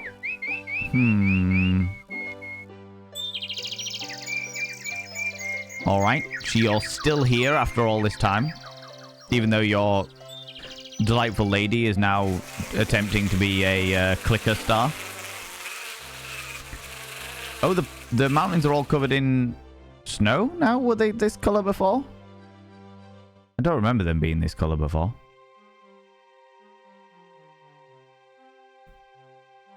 Maybe they were. Maybe they were. Alright, nothing on the pass. We'll go to the Dark Woods and have a look in there. See if there's any changes here. Maybe Nanny Og's gone to come home. Scousers need more representation, right? I would buy them in an instant they came out with a physical release. What of these games but like remade? If memory serves, Terry's daughter wants and supports the remakes and remasters of the games, but the issue is they can't find who actually owns the IP anymore. That's awful. She owns 50% of the rights and the other is owned by the Crown. As in... I'm assuming you don't mean the monarchy. Okay, so there's wool everywhere. Let's speak to Nanny Og first before we start stealing stuff. Watch out, dearie. Eek! Is it much of a living being a witch? Actually, business hasn't been going all that well. I've lost my custard making book, and I used to sell the most irresistible custard. Really? Well, it was a bit of a cheat. I used to put love potion in the custard. Oh, you right, couldn't okay. help but fall in love with it. So the book's gone. Why don't you try looking in the library? You're such a thoughtful little man. Now come over here and sit on your old nanny's trick knee. Eek! My old nanny's trick knee. Oh my lordy. As in the king. The king owns 50% of the fucking rights to Terry Pratchett's shit. That's upsetting. That's genuinely upsetting. British law states that if a company holds intellectual property, holding intellectual property goes defunct for a significant period, the proportion of those rights reverts back to the Crown. You're shitting me. After 30 years?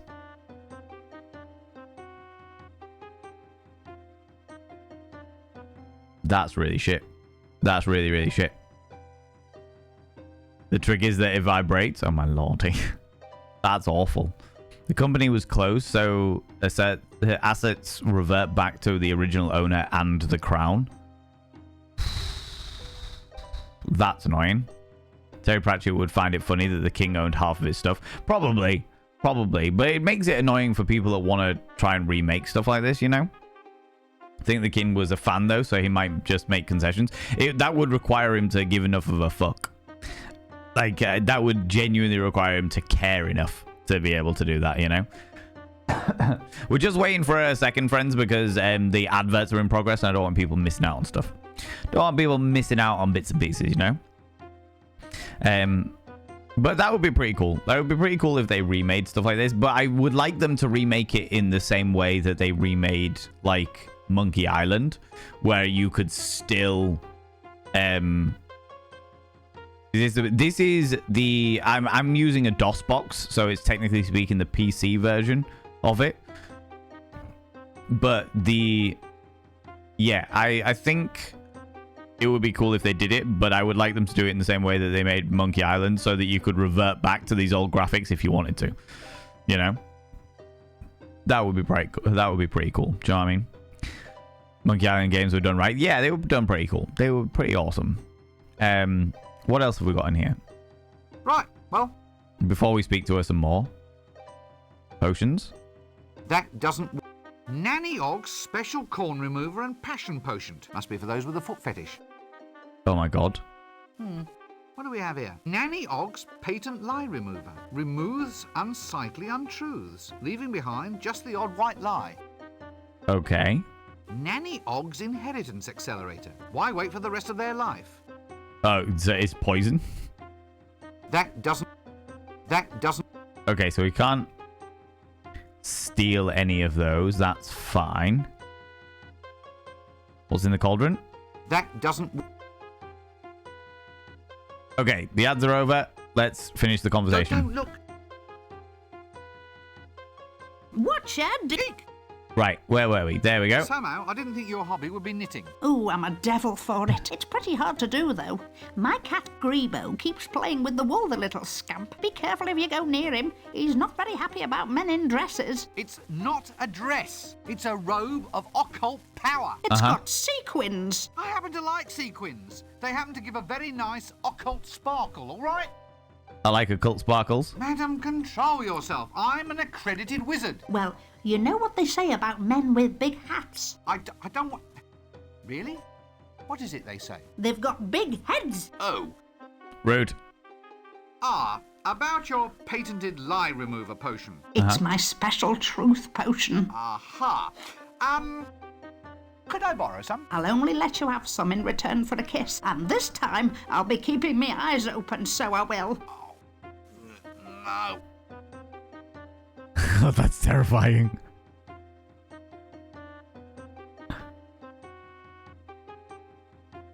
That doesn't...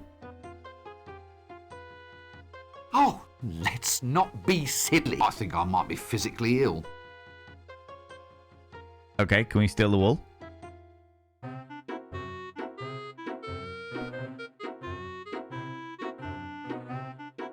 What is going on?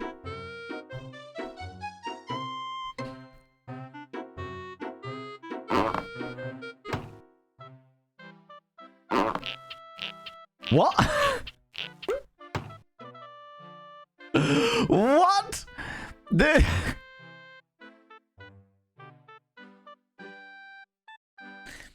No, I just followed the wall to a magical sheep.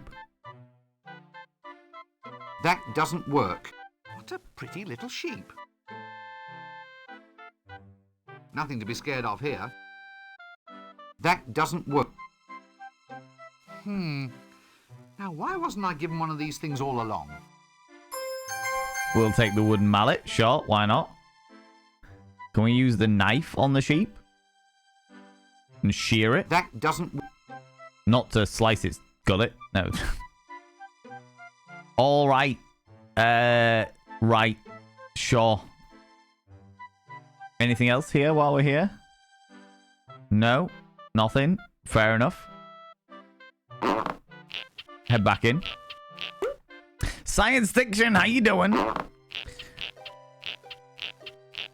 Nanny Og's got yarn seed. Nanny Og is wanting my seed, is what she's fucking wanting. The DOS 1995 version, yeah. Oh, do you know what? No, before we go back. Go back. Because we have the custard book. Well, we have the dragon book that is in the custard wrapper. Hey, Nanny Og, look.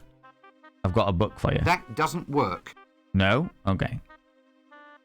So we can't give her her custard book that has got a different sleeve on it. Interesting. Wear the occult sparkles with pride. Exactly. Those beautiful occult sparkles, right?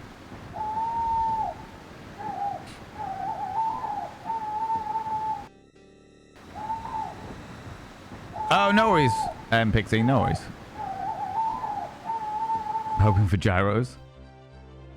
The dark wood. Is there anything else over here? No. Just the edge of the world. We'll go to the edge of the world and see if there's anything else out that way. Before we come back. Oh.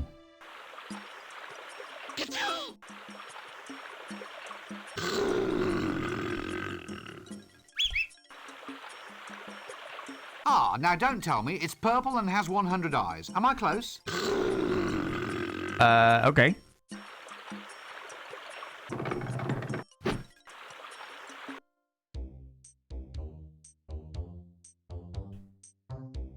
Hey, who turned out the lights? Well, at least it's nice and warm and soft out here. How do I get out of this place? No, forget that last statement. How do I get to stay here?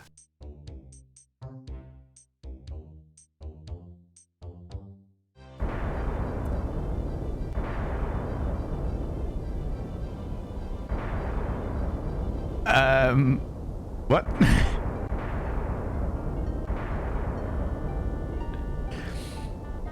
Hey, that's cheating. What? That's cheating. You can't do that. Put that rotten thing away. It's not cheating. It's just enriching the storyline. Yes, it's in the rules. It isn't. Yeah, I'm sure it is. You can be quiet too, Mr. Handbag Face. And if you try to swap dice on me one more time, I shall do to your black monks what the Prophet Dundas did to the tribe of the Extralites, with both thumbs. Excuse me, but what is that? What? There. The little pointy-headed thing. You've got a little piece hidden down your cleavage. Oh, goodness me, I wonder how that got there. Put it back.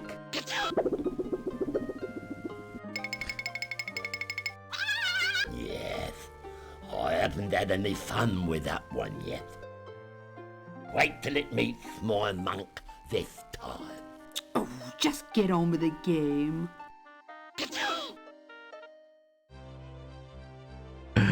Oh my god, what the fuck?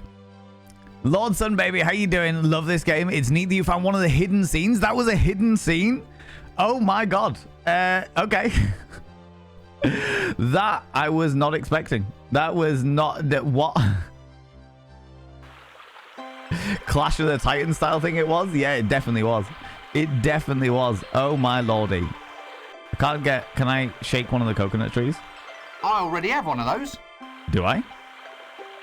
I thought I got rid of it. I did get rid of it. I must not need it anymore. Wow. Okay. That was not expected at all. I found myself in a god's cleavage and chaos ensued. Chaos ensued. Right. What the actual fuck are we doing now? So much has happened. I've got no idea what's occurring anymore. Have we got any new places that have opened up? Since the Shades, we've been to the Broken Drum, but it's a mended drum now apparently, even though it's definitely not. It's the Broken Drum. Okay, interesting. Interesting. There's another little one if you break time traveling. I broke the one with the 4 Horsemen of the Apocalypse, Lord Sun Baby. Because if that is the one you're talking about, then we got that one as well. We got that one as well. Someone doing the stereotypical Prince King Charles impression. Yeah. There's another little one. Yeah. It's a joke about the horse's Holy Grail movie, isn't it? About the coconuts. Oh, maybe. Go away for 5 minutes. When I come back, you're in a cleavage. Look, sometimes these things occur. All right. Sometimes I just can't help myself, you know? And this is the one that vexed max wattage. I'm gonna have to do with something with the eyeballs. I don't know what they are yet, but I will find out. Okay. So we've gone around collecting all the stuff. The best option we had was hundreds to 1 with the square. If we go back to the city gate, we might be able to have a further conversation with the guards. We didn't have a conversation with the alchemist either. Yeah. How you doing, Shimin? How's it going? That's the one. Yeah, Lord Sunbaby. We got that as well. I didn't realize that was a hidden scene as well. Oh, okay. Oh, camouflage. And a magic sword. And a moustache. So tell me, what would be the odds of me slaying a dragon if I were wearing camouflage? And if I had a sword that went ting? And if I had a moustache? And if I was wearing a posing pouch? Tricky. Very tricky. I'd say it's 650,000 to 1. Shit.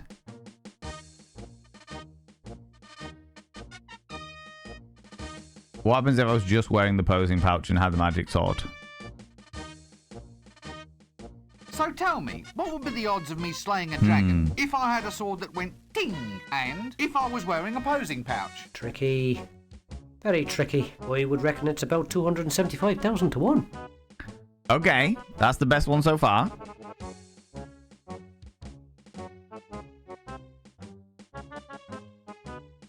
Because it was more when we had the camouflage.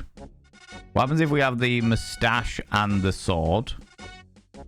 So tell me, what would be the odds of me slaying a dragon if I had a sword that went ting? Uh-huh. And if I had a moustache? And if I was wearing a posing pouch? Tricky. Very tricky. I'd say 475,000 to 1.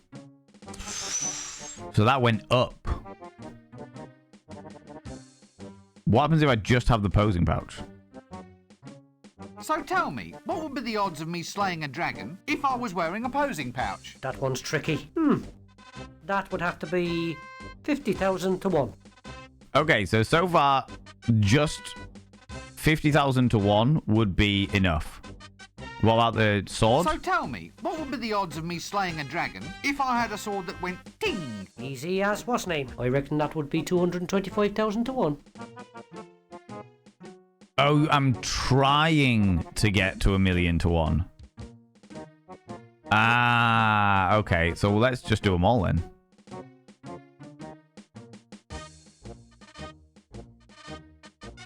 See what that takes us. So tell me, what would be the odds of me slaying a dragon if I were wearing camouflage? And if I had a sword that went ting? And if I had a birthmark? And if I had a moustache? And if I recited a magic spell? And if I was wearing a posing pouch? And if I was wearing a black mask? Ah, now that's an easy one.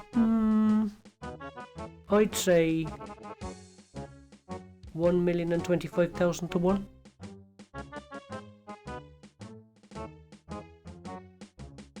Interesting. What about everything apart from...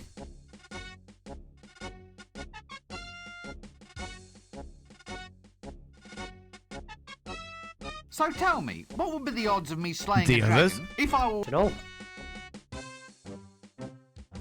No. No, do that again. Do that again. That was a different sound. Camouflage, birthmark. Okay.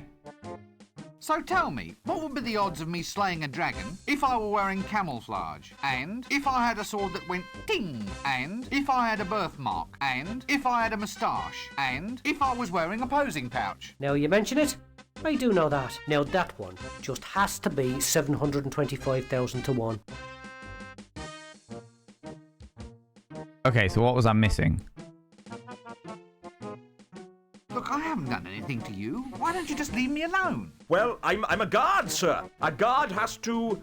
To what? Well, to guard, sir. I mean, we have to watch out for theft, sir. Does that have to involve harassing me? Well, you are a potential suspect, sir. Why do I have to be a suspect? Couldn't I be... well, stock in trade? Stock in trade? Well, instead of harassing me, you could just take a quick look every now and then to make sure I haven't been stolen. Good thinking, sir. If you are ever stolen, I shall report it to you at once. Amazing. I think your commander wants you to fall in. Right you are, sir. So, you're, a dwarf, sir, that's right. Don't let the height fool you. Uh-huh. Look, I haven't done anything. Will you stop trying to arrest me? You haven't done anything? No. Nothing at all? Absolutely not. Right, that's vagrancy, that is. Under Article 7, subparagraphs 3 and 4, I must ask you to accompany me down to the watch house. And then what? Well, the book didn't quite go into punishment, only arrest. Uh-huh. Is this the watch house? Yes. Right, well, then I'll accompany you there. Is that all right? Yes, I suppose so. Well, I've certainly been taught a lesson. Well, I'll just move on. I have absolutely... Right. So our best bet so far was everything... Well, all of them together gave me 1,025,000 to 1. So tell me, what would be the odds of me slaying a dragon if I were wearing camouflage? And if I had a sword that went ting? And if I had a birthmark? And if I had a moustache? And if I recited a magic spell? And if I was wearing a posing pouch? Easy as what's name. Now that one just has to be 925,000 to 1. Whoa, okay. What happens if I do everything apart from... if I do the mask instead of the book? So tell me, what would be the odds of me slaying a dragon if I were wearing camouflage? And if I had a sword that went ting? And if I had a birthmark? Yeah. And if I had a moustache? And if I was wearing a posing pouch? And if I was wearing a black mask? Easy as what's name. Now that one 825 just has to be... it's 825,000 to 1. Ah, shit. Right, okay, so I need more stuff. I need more things. Let's go to the alley and talk to the alchemist first.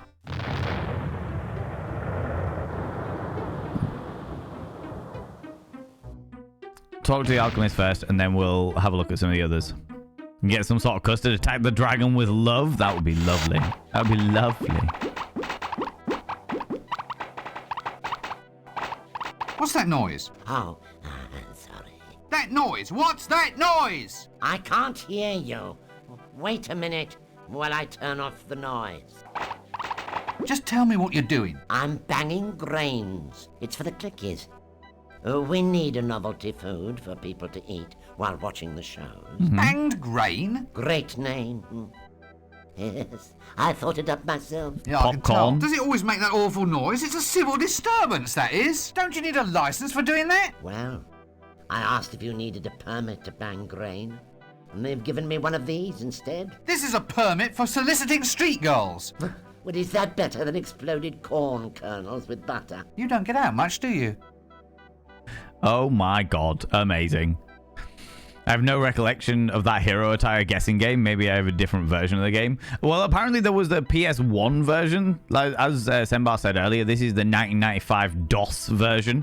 But perhaps it could have been the PS1 version not having it. Have you ever thought of... What? Well, the advantages of heading back into more traditional lines of work. Base metals into gold, that sort of thing. No future in it. I turned one base metal into another one, and then another, and then into gold. 10 minutes later, it all reverts to the original metal again. Back to Typical. first base. Yes, that's the one. Classic. You want to get your process cheaper. This stuff's too expensive. Well, I bought the grain special from the grocers. Why don't you go down the liveries table? You'd pay a third the price. Yeah, that's an idea there. Now, you watch the shop for a moment, and I'll be back. Okay. And I've taken the box. Here, this camera even has a little veranda and an easel for the imp. Empty. Oh, I got rid of the imp before. Fuck. How do I get an imp? That doesn't work. Okay. I got the worm on the string again. Hold on. While we're here, can we grab the corn and make more popcorn?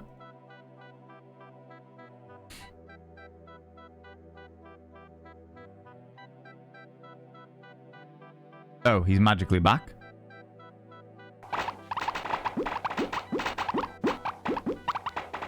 Oh, because in order to get the cutscene, you need him to be magically back. Okay, I see.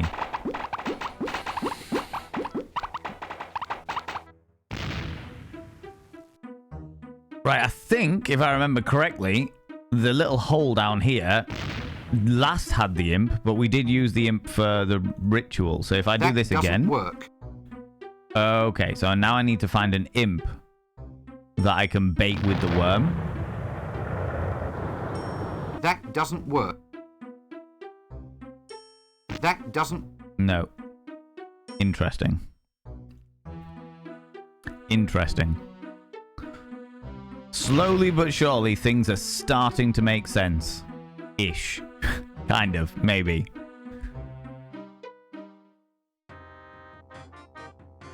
We go to the livery stables. No. Oh! That doesn't... Number plate. I can't read this. It's all covered with mud. At least I hope that's mud. I can't read the number of the donkey cart bumper sticker. Winnie, if you love dragons. Winnie, if you love dragons. Lady Ramkin's Sunnyvale Dragon Sanctuary. Oh my god. Oh! A new place has opened! Quite a trim little cart, that. I can't read. At least I hope that's mud. And I can't get out of that. Right, okay, we've got a new place. A new place! We love new places!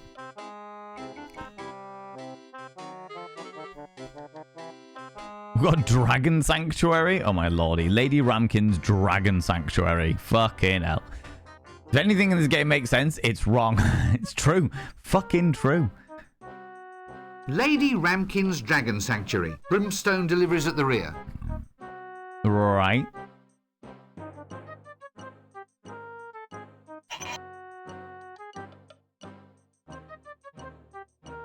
Let's go find out what's in here. Well, I suppose when you're this rich, garden gnomes are just too passé. It's true.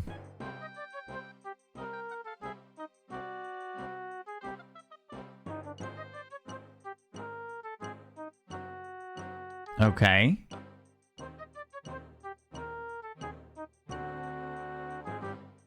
Dragon-shaped. Well, I'll be... Yes. Well, it's all right if you go for that pre-patrician opulence. Uh-huh. The front door. Yet another chance to have something closed in my face. Oh my god. Anything else?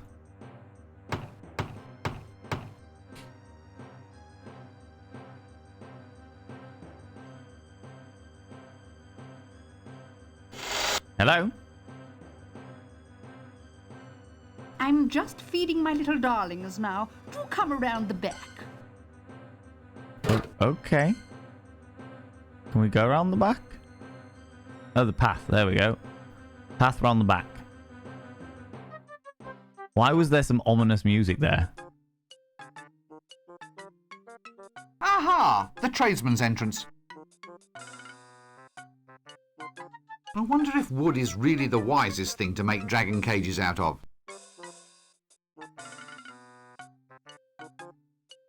Oh my lordy, there's lots of them.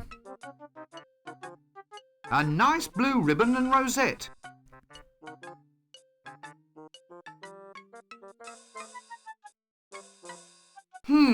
Mambo the 16th. Quite a chubby little chap, aren't you? Okay. Nigel Hawthorne Rampshire the 8th. Right.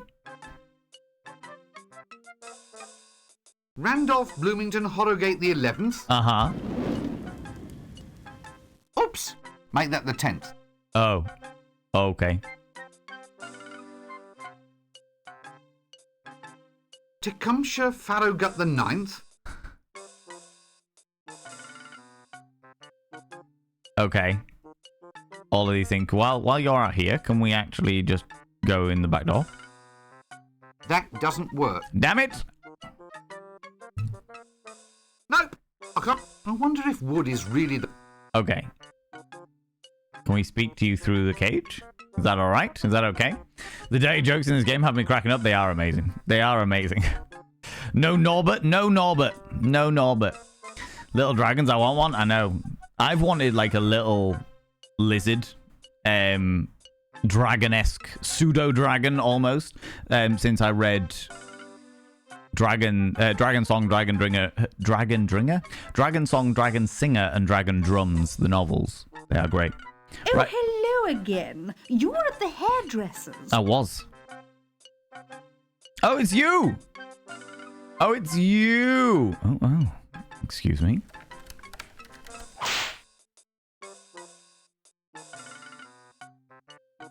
What? Hello?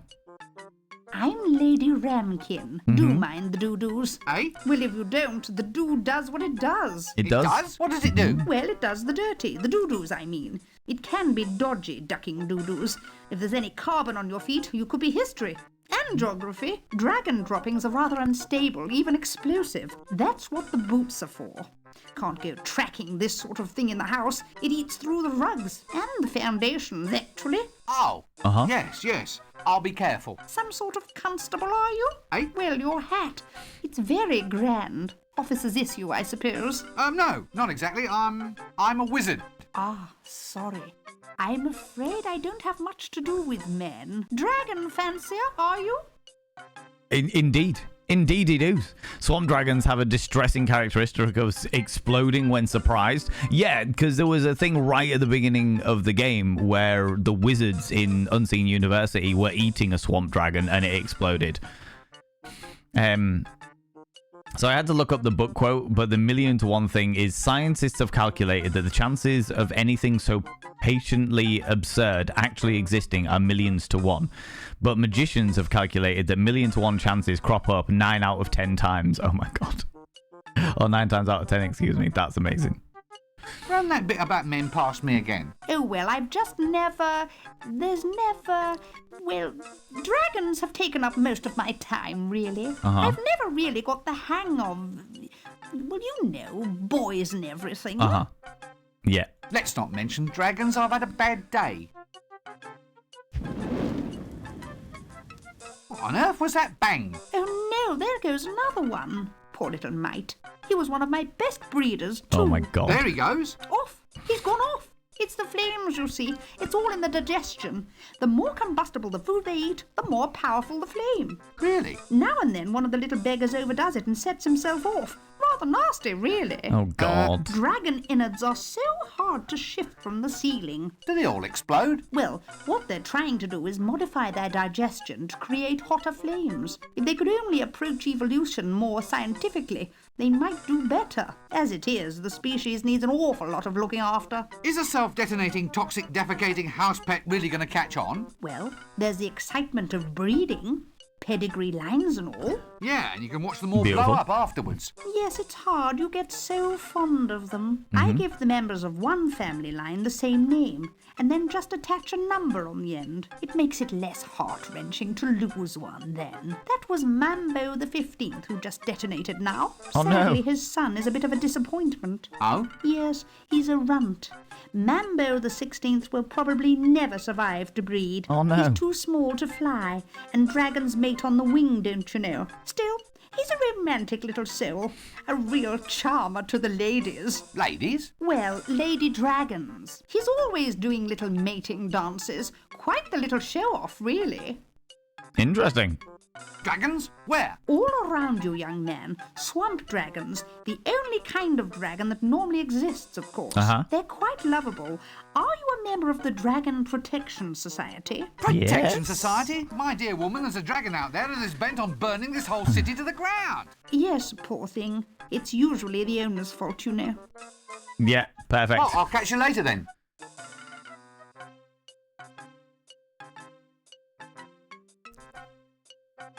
Good grief, it's sizzling. I hope that leash isn't flammable. You can take the leash. Amazing. Nothing like that fine Ankh-Morport workmanship, is there? Tecumseh Farrowgut the Ninth? Okay.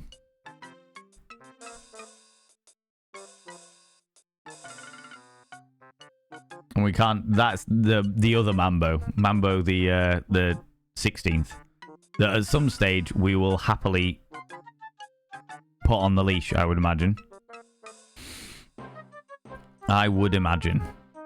Then several books they tried to get it to 1 million to 1 to make things work, including killing a dragon in guards. Wow. Okay. I get you.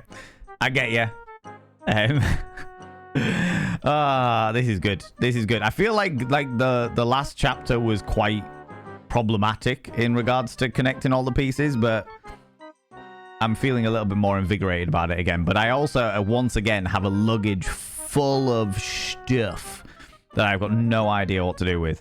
I've got the worm on a leash, on a thing. That doesn't... Can't put the leash on anything else. That's not a problem. But it's interesting, to say the least. It's interesting. We're getting there, steadily but surely. Steadily but surely. I love the fact that we've had the fertilizer literally from the beginning of the game. The fertilizer and the banana were like the two first things I ever picked up. So it is hilarious that they are already still with us. However, friends, that's where I'm going to leave it, you cheeky little devils. That is where I'm going to leave it.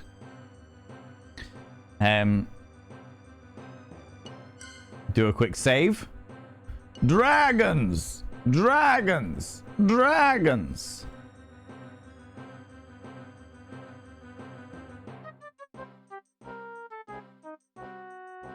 Okay, and then cool. All out, friends. That's where I'm going to leave it today, because I got a whole load of stuff I need to do this evening. I appreciate the fact that we did start the game an hour late, but such is life. The conversation was good. We had good conversation, and when the conversation is good, I get distracted. I get hopelessly distracted, you know? Thanks for the stream. Thanks very much for being here. I appreciate it. I really appreciate how many of you beautiful individuals are enjoying the wonders of the Discworld games. It genuinely means the world to me. It means the world to me. So thank you very much for being here. I appreciate that. But friends, we're going to go raid somebody. Of course we are. We always go and raid somebody. We always go and throw some love at another delightful individual. If you could stick around for that raid, I would very, very much appreciate it. So we can go throw some love at another bean. But before we go anywhere, friends, could you do me a massive favor and throw out some mod loves in the channel? Say a massive thank you to those wonderful moderators. You can use any kind of mod loves from any kind of channel. You can use any kind of love hearts from any kind of channel. I would really appreciate that. Mods! As soon as I get my own mod loves. I need my own mod loves to throw out at you cheeky devils. Take this. Take my mod loves. Mods, thank you so much for being here. Thanks so much for all you do in and out of stream, all the stuff you do for me behind the scenes, and all the stuff you do for this wonderful, wonderful community in the Discord, the newly revamped Discord. I really appreciate that, you beautiful individuals. Friends, we are going to go throw some love at another delightful bean. Like I said, if you can stick around for that raid, I would love you forevers. We're going to go see somebody. I know who we're going to go see, because we don't get to see this person very often. They normally stream much earlier. Than I am able to raid into. So we're going to go raid this wonderful bean. They also pop into our streams quite a lot. So it'd be nice to go throw them some love. Ooh, cheeky. It'd be nice to go throw them some love, you know?